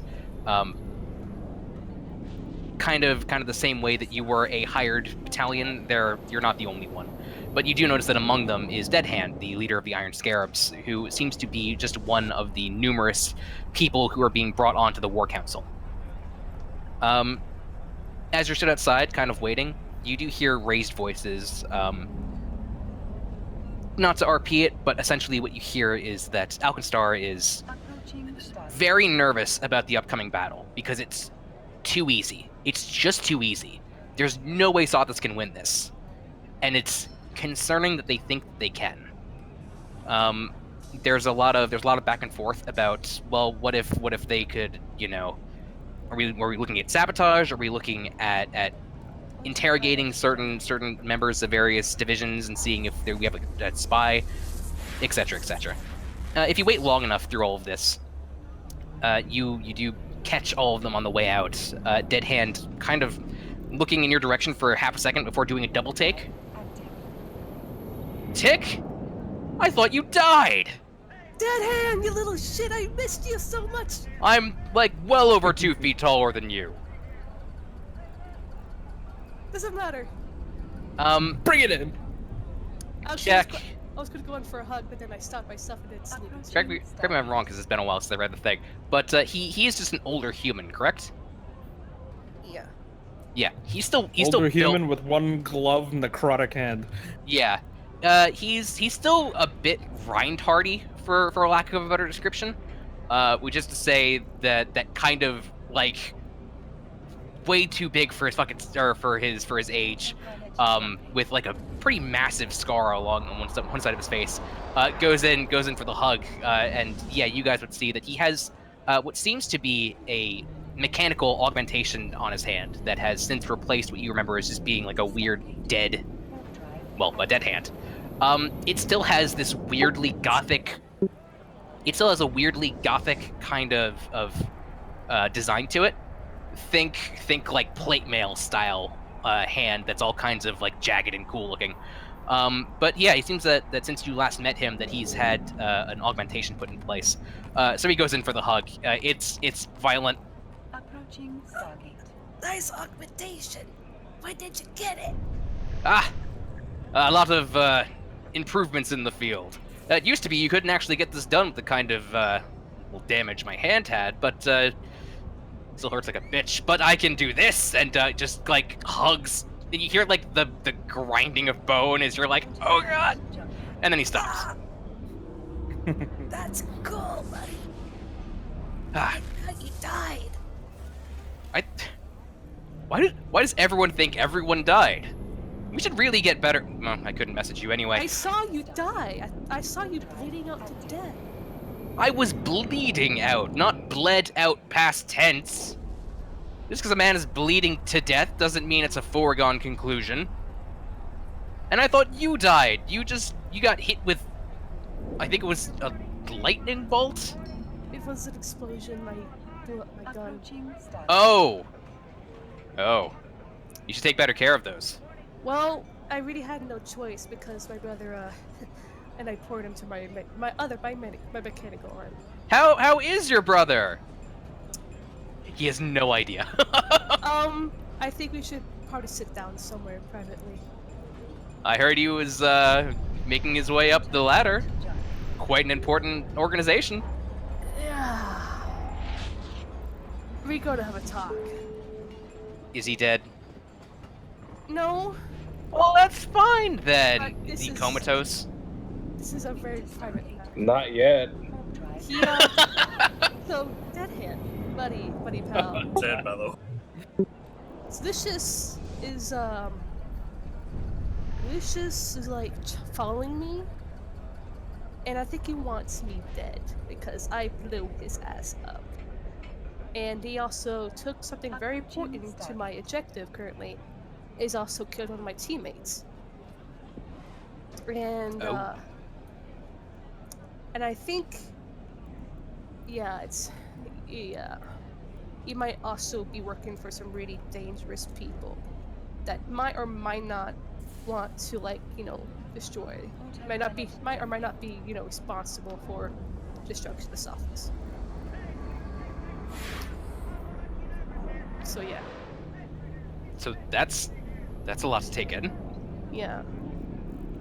Well, if anyone is capable of helping him out of this, it's probably not you. But I'm sure you have friends who are more than capable of snapping him out of this. I hope so too. But yeah, I gotta ask, how did you escape the carnage? Oh, I mean, there's Approaching a Stargate. long version and a short version. I'm good with whatever. He pulls up essentially a section of his shirt, and you see a rune of sloth. No. I didn't exactly. No. Buddy. Yes.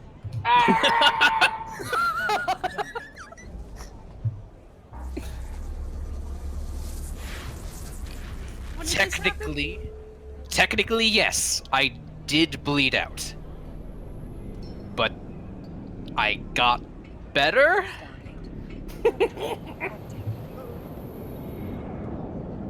I know. There's a lot of talk about the what are you trading? Essentially, it's too good to be true when it comes to the friendship. However, well, when you're staring death in the face and death smiles and offers you a hand in friendship, Approaching Stargate. you're kind of a fool to turn it down, I guess.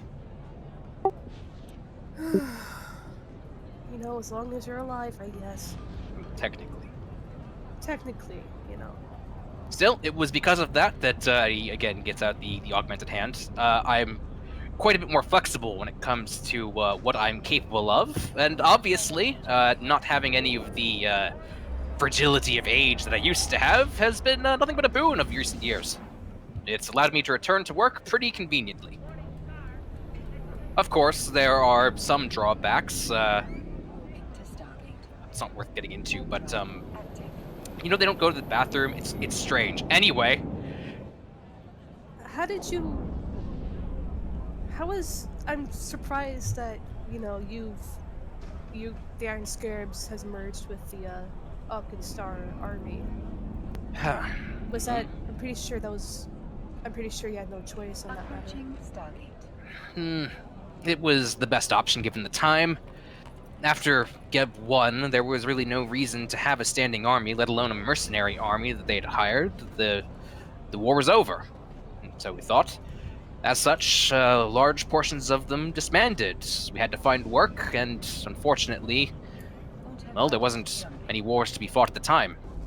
Alkenstar was at this point developing its rifles, and I had some valuable input onto the maintenance and upscaling of various weaponry. I had a hand in designing quite a few things myself. Moving to Stargate. It Active. was a job that worked with my expertise. And yours as well, if you would ever hopefully find a job here. It's quite, which one we were here? Supportive of our efforts.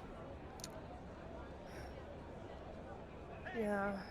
And right now I'm really busy with stuff. Approaching Stargate. You know, it's a long story for me as well. It involves- Mercenary work usually is. Yeah, it's mercenary work in some way. But I did want to say sorry. I wanted to apologize. Oh, I'm... Autopilot. I'm jumping. saying sorry because No, I get that. I technically died. no, it's not that I thought you died, but it's also the fact that I felt like I was one of the reasons why the Iron Scarabs fell. Stargate. Overdrive. Oh, nonsense. The Iron Scarabs fell because, unfortunately, they weren't exactly the most popular organization, and I have partially myself to blame for that, but Nex and Geb tag teamed on us. plausible deniability was the reason I was given, the reason I understood. After we did what we did, Pilot I disabled. certainly don't want anyone around telling their side of the story. That includes myself and you. Do you know what happened to the weapon that I made? I think, and I could be wrong, but it should have been destroyed. I've been told it was destroyed. I made sure that all of the traces I found of it were disposed of in a way that hopefully that knowledge is lost. But Go ahead and roll insight on me. I, again, honestly don't know what to tell you right here. 21. He's saying this, and you get the sense that he's trying to convince himself just as much as you. You really don't know, don't you? I don't know. We weren't the only organization that was tinkering with these sorts of designs. We weren't the only ones making progress on this particular kind of weapon. The only reason that it was as effective as it was is that it was designed specifically to, well, to leave the undead unaffected, and such a weapon is more relevant now than it ever was back then.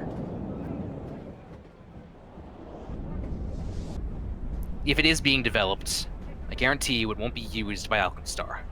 I have a feeling that I might know who might use it. Well, fortunately, and he again kind of like presses a hand to where you know the sloth mark is now beneath his clothes. I have a man on the inside. Red? No, I was referring to myself. Oh. I'm part of them now, so I'm trying to keep an eye on it from the. That's the.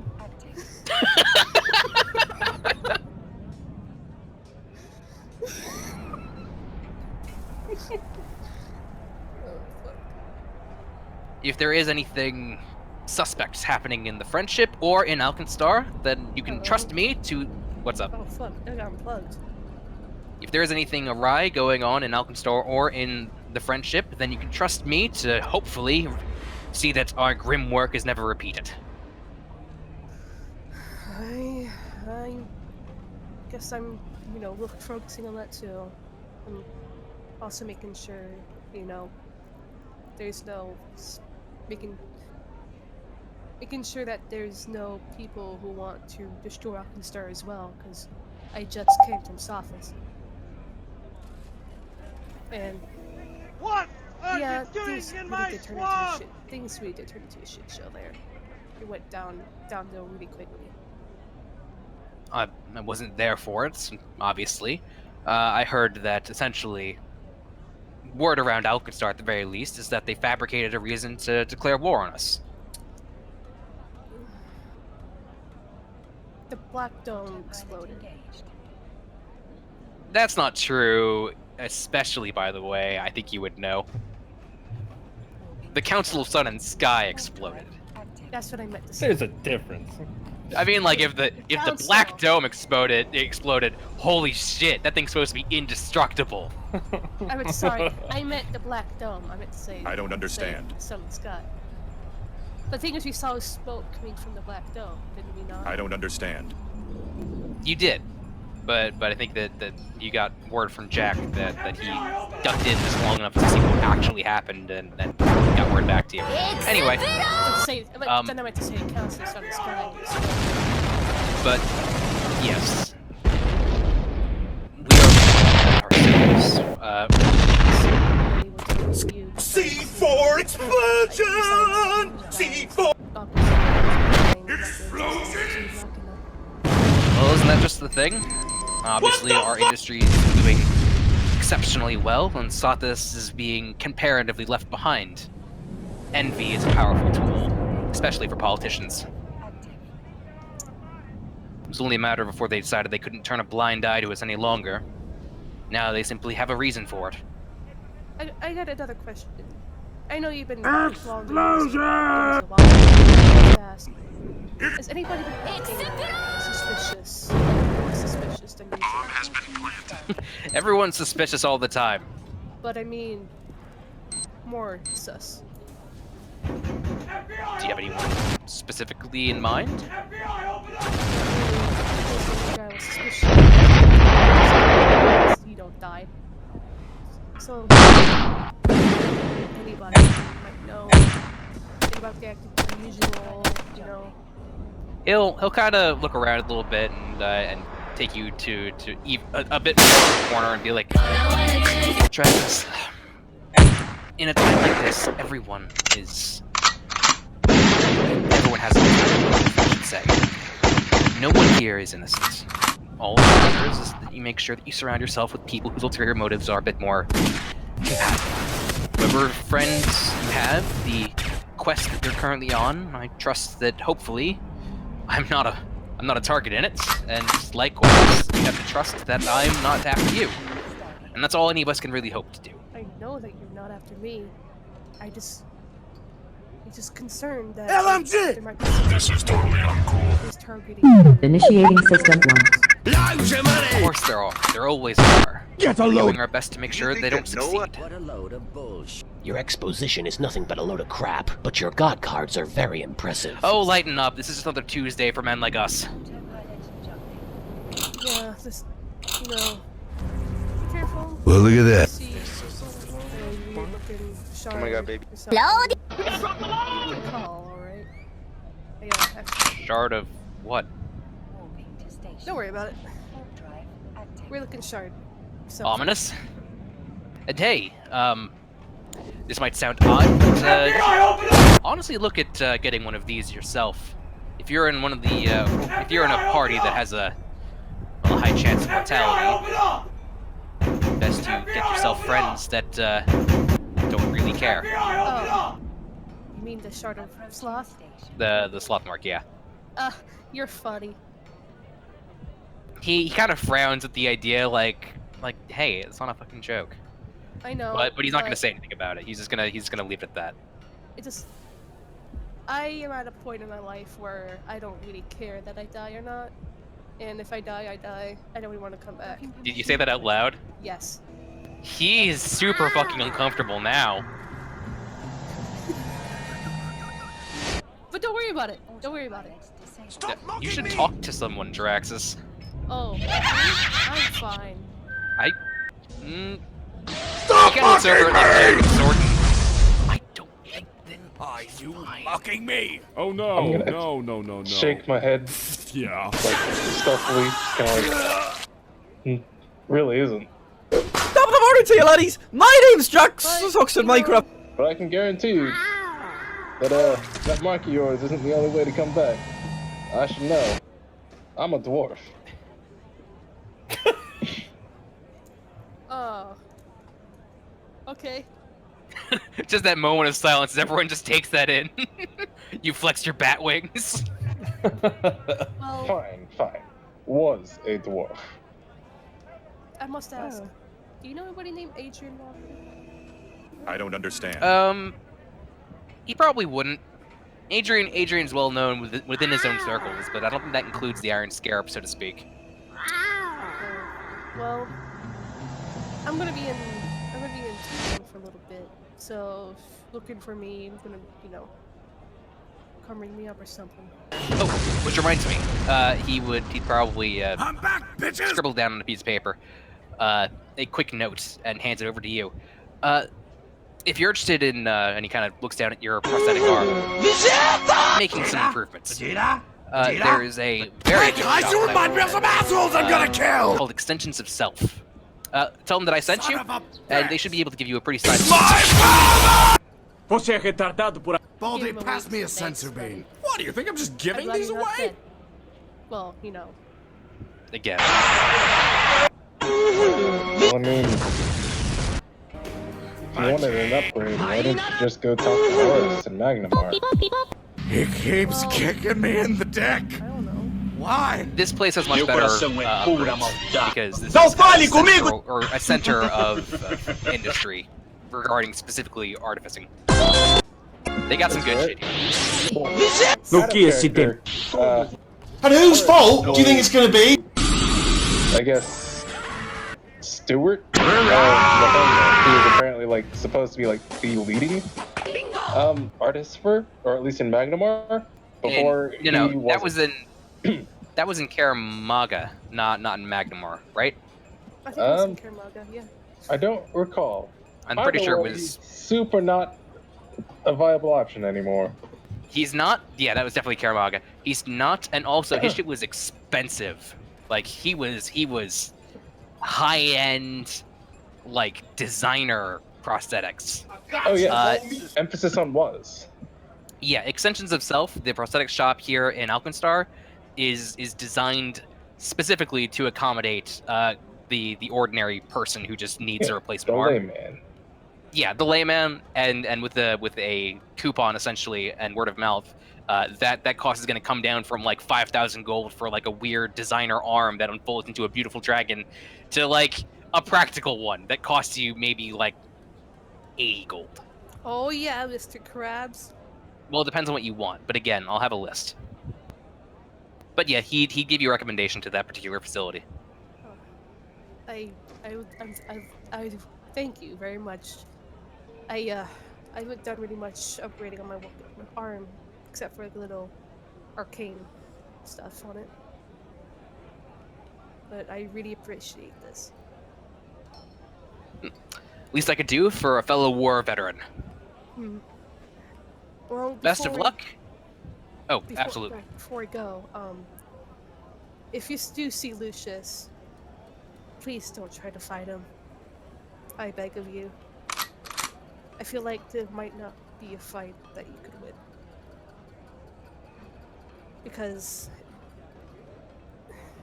the thing that he took from us is a very powerful artifact that you know, it's a very powerful artifact, and you know, makes him stronger and stuff.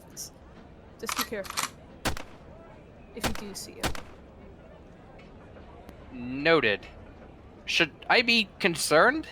I don't understand. About Lucius? He's after you, right? He is he might target you. I don't understand. So, be careful. Because, you know, he was in our scarabs too, and you were the leader of it, and you might, you know, be angry and stuff or something, might want to, you know, stab you in the back. So be careful. I give him a nervous smile. Let's be realistic. He's got the Shard of Pride now, so he's gonna want to stab him in the front. Yeah.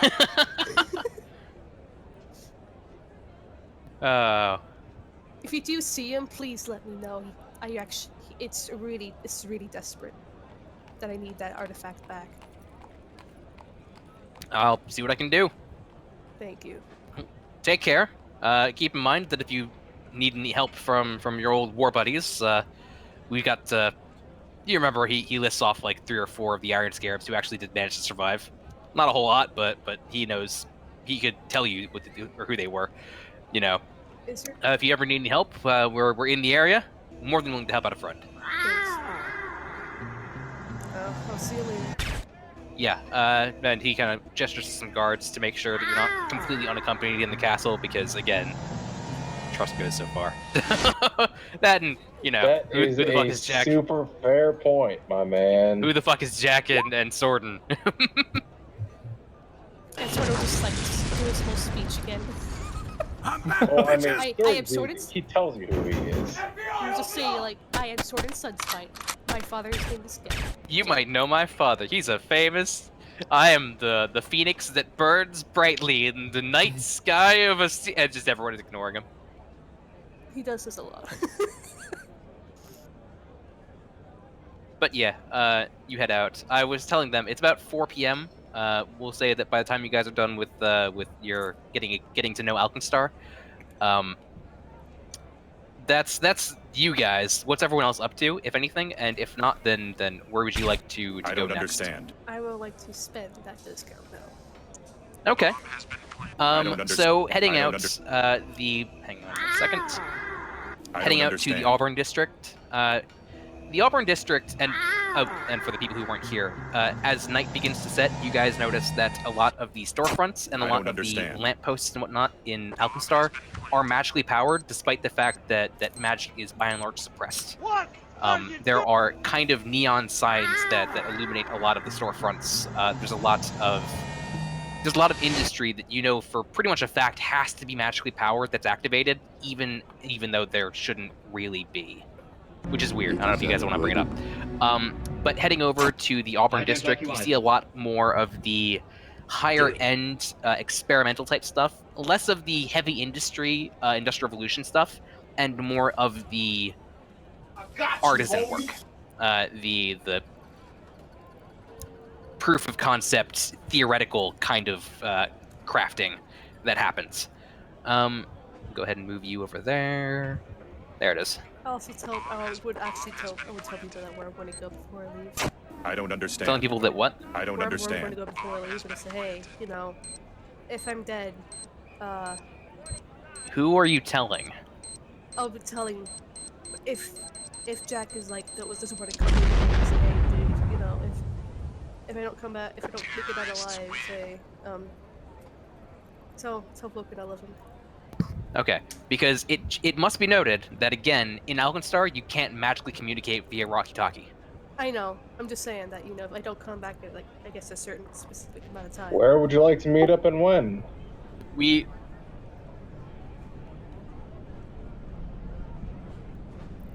Yeah, you guys, I would assume, because otherwise there's now this problem of like, oh god, we're all lost, and that would just take too long.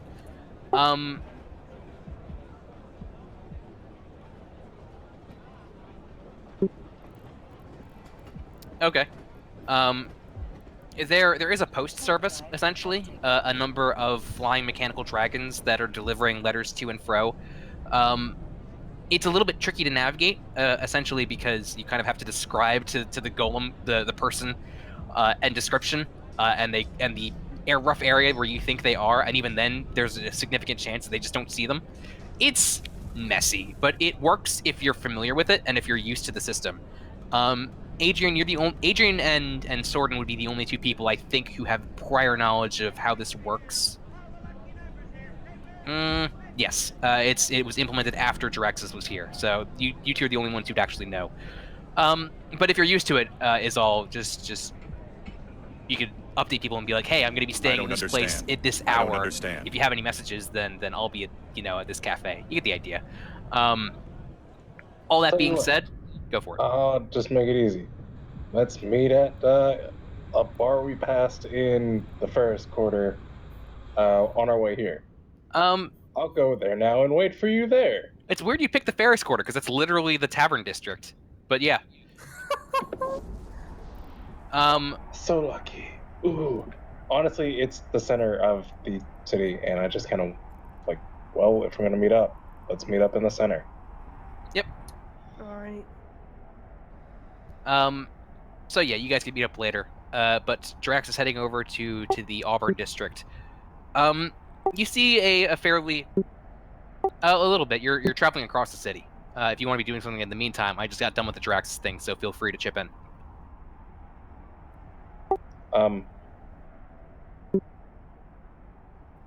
What's up?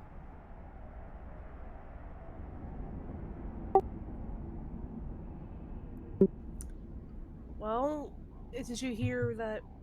Did you hear that part where? Were you there for Adrian telling, you know? He was there for most of it because he cheered when he heard that Dead Hand is now officially a friend. No, I met that Adrian, you know, said, hey, our friends can help us out and everything. Warp drive you know, active. if we stay in a place for a bit of like 24 hours. Oh, that part. Yeah. Yeah. So Adrian mentioned that he's got contacts in the city that are willing to essentially equip you guys for super cheap / free if you guys stick around for about 24 hours, so they can essentially get the orders out. But that's only if you stay for 24 hours. If you guys are trying to leave same day, it's going to be tricky, but you could do it.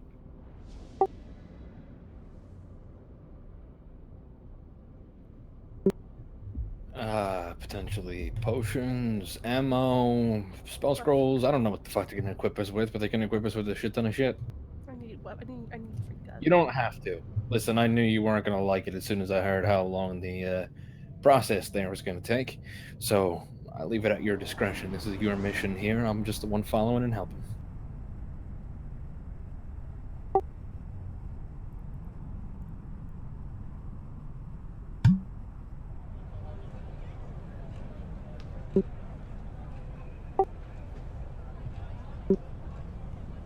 Probably. No. I mean, I thought I did. Oh, I didn't hear.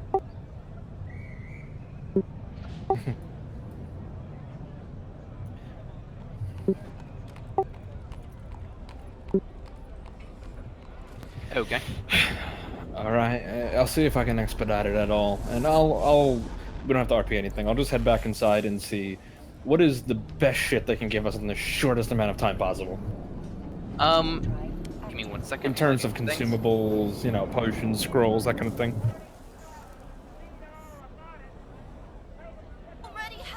Get that bitch a cannon. Bitches love cannons. So here's what you're gonna get. You are going to get. Oh, I'm not gonna take that one. 4 of the, and this is again not RPing. They can spare 4 healing potions of normal or of lowest quality. 2 of medium quality.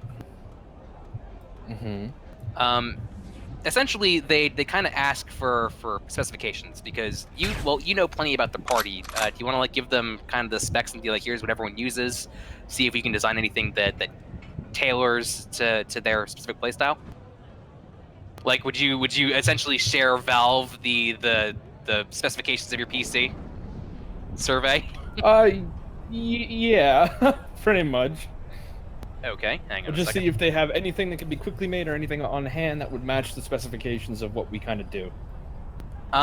So essentially, they would give. Hang on a second. I'm going to type some things up. You know, we'll get to this in a bit. Just take those potions for now. I'll have equipment when you guys leave the city. I'll put it that way. Okay. But also, hey Blank. So for those things I messaged you about earlier. Yep. Hang on. Random ones or just replacements? And I'm also, gonna tell you in just a second. That's fair. Damn it, Silas. Always. When I say that's fair. Anyways, since we'll be meeting up in a tavern and I've got Shaital for cash, I'm going to go and see if I can't perform there for cash. Okay. So just in the tavern that we were maybe staying in. Yeah. Or at the very least, the tavern we're planning to meet up in. Okay. Go ahead and roll me your performance, and I'll tell you some things in a second. Well, that's a 12, boss. Okay. So it's a reasonably rich area, so we're gonna say you get approximately 12 gold, because why not? Makes sense. Woo, I nearly doubled the amount of gold I have. You have so little gold. Yeah, I'm wondering, what the hell did I spend it all on? I know exactly what I spent it all on, never mind. Give me a second, I'm just rolling some things in the background. Some long-term plans that may or may not pay off. Okay, so those 3 potions you got. I'll type them up in a second. That's gonna be that one. Huh. You have a potion essentially that allows you to, for the next 12 hours, cast Dimension Door once. So it's kind of drink it and for the next 12 hours you can use it. But if you don't use it within 12 hours, it wears off. That's so hot. Second one. I'm rolling and then I'm taking inspiration from whenever I rolled. 1 increases your AC by 2 for the next day. Bruh. Dangerous. Bruh. And the next one is terrible, but you did grab random things. It is essentially just a beverage. You grabbed a beverage. But see, now here's the thing. If my clever eye didn't take it for a beverage, and I have other potions, who's to say I can't entice somebody else to think, this'll save your life, son? Okay, no. well, you have an unmarked bottle of Coca-Cola. Yep. Speaking of which, I just ran out of soda. That's probably... Yeah, I just finished my beer. I like this list. One of them is you gain a mild fear of arrows. Ah, shit. So I can literally outrun arrows. God Like, damn there is you. no question about that. You can't milk those. I can literally just keep up with, like, a musket ball. So, like, I think an arrow... Actually, hold on. Let me look up how fast an arrow moves.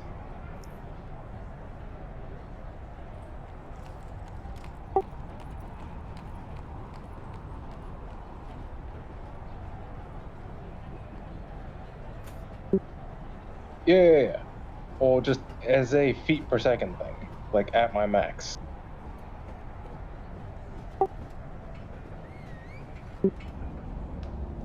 Yep. Okay.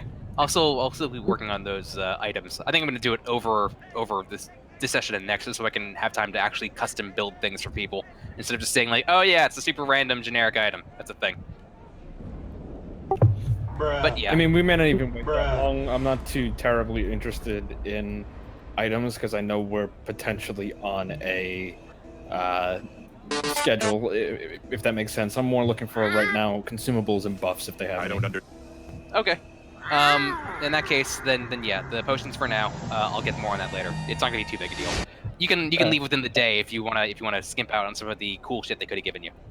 That's fine by me. Yeah. Okay. So real quick then, let's go over the extension of self prosthetic shop. So you head into the Auburn district. God damn it! You head into the Auburn district, and it's pretty fancy. Seeing a pretty well-to-do shop that it's kind of shutting down for the day, but you've got a coupon and a recommendation from a pretty well-known person. So you make your way in, and around you is a wide range of various arms, legs, even a few prosthetic eyes. A lot of the more exotic kind of like blade arm, like Cyberpunk 2077 type shit. Oh fuck yeah. But heading in, you see a couple mannequins that have some pretty cool shit. In a second. There is a human woman, pretty young for being a shop owner. Pretty nondescript, like brown hair, brown eyes, just what you'd expect from kind of like a librarian. But instead of like glasses, she has what seems to be that kind of artificer, kind of weird arcane goggles. As she's doing, it's weird. She's doing what seems to be repairs on a arm, like a forearm. But every time she does repairs, the hand twitches in a weird way, and it's discomforting to look at. But she doesn't seem to notice or care as she continues the work. But seeing or hearing the door chime as you walk in, looks up. Welcome to Extension of Self. I'm Rosalind. Immediately sees that you've got a shiny fucking metal arm. Oh, goodness, that is... bring it over here, let's take a look at it. Do I take it off? I don't know, you can. I'm just gonna show it to her. I made this myself. Oh, dearie. It works! Yeah. That's good for you. You seem very...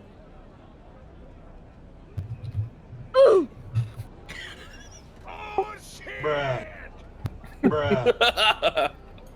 Hang on a second, I'm going down the list. It's really not pretty, but you know, getting your arm cut off, while you're being hunted down, you have to work with that. Well, the saying goes, it could always be worse. At least you didn't lose anything important. Anyway, it's a joke. It's not actually that funny sometimes. Sometimes it's actually very terrible. All the same, don't you have shocking grasp as a thing you can do? Yes.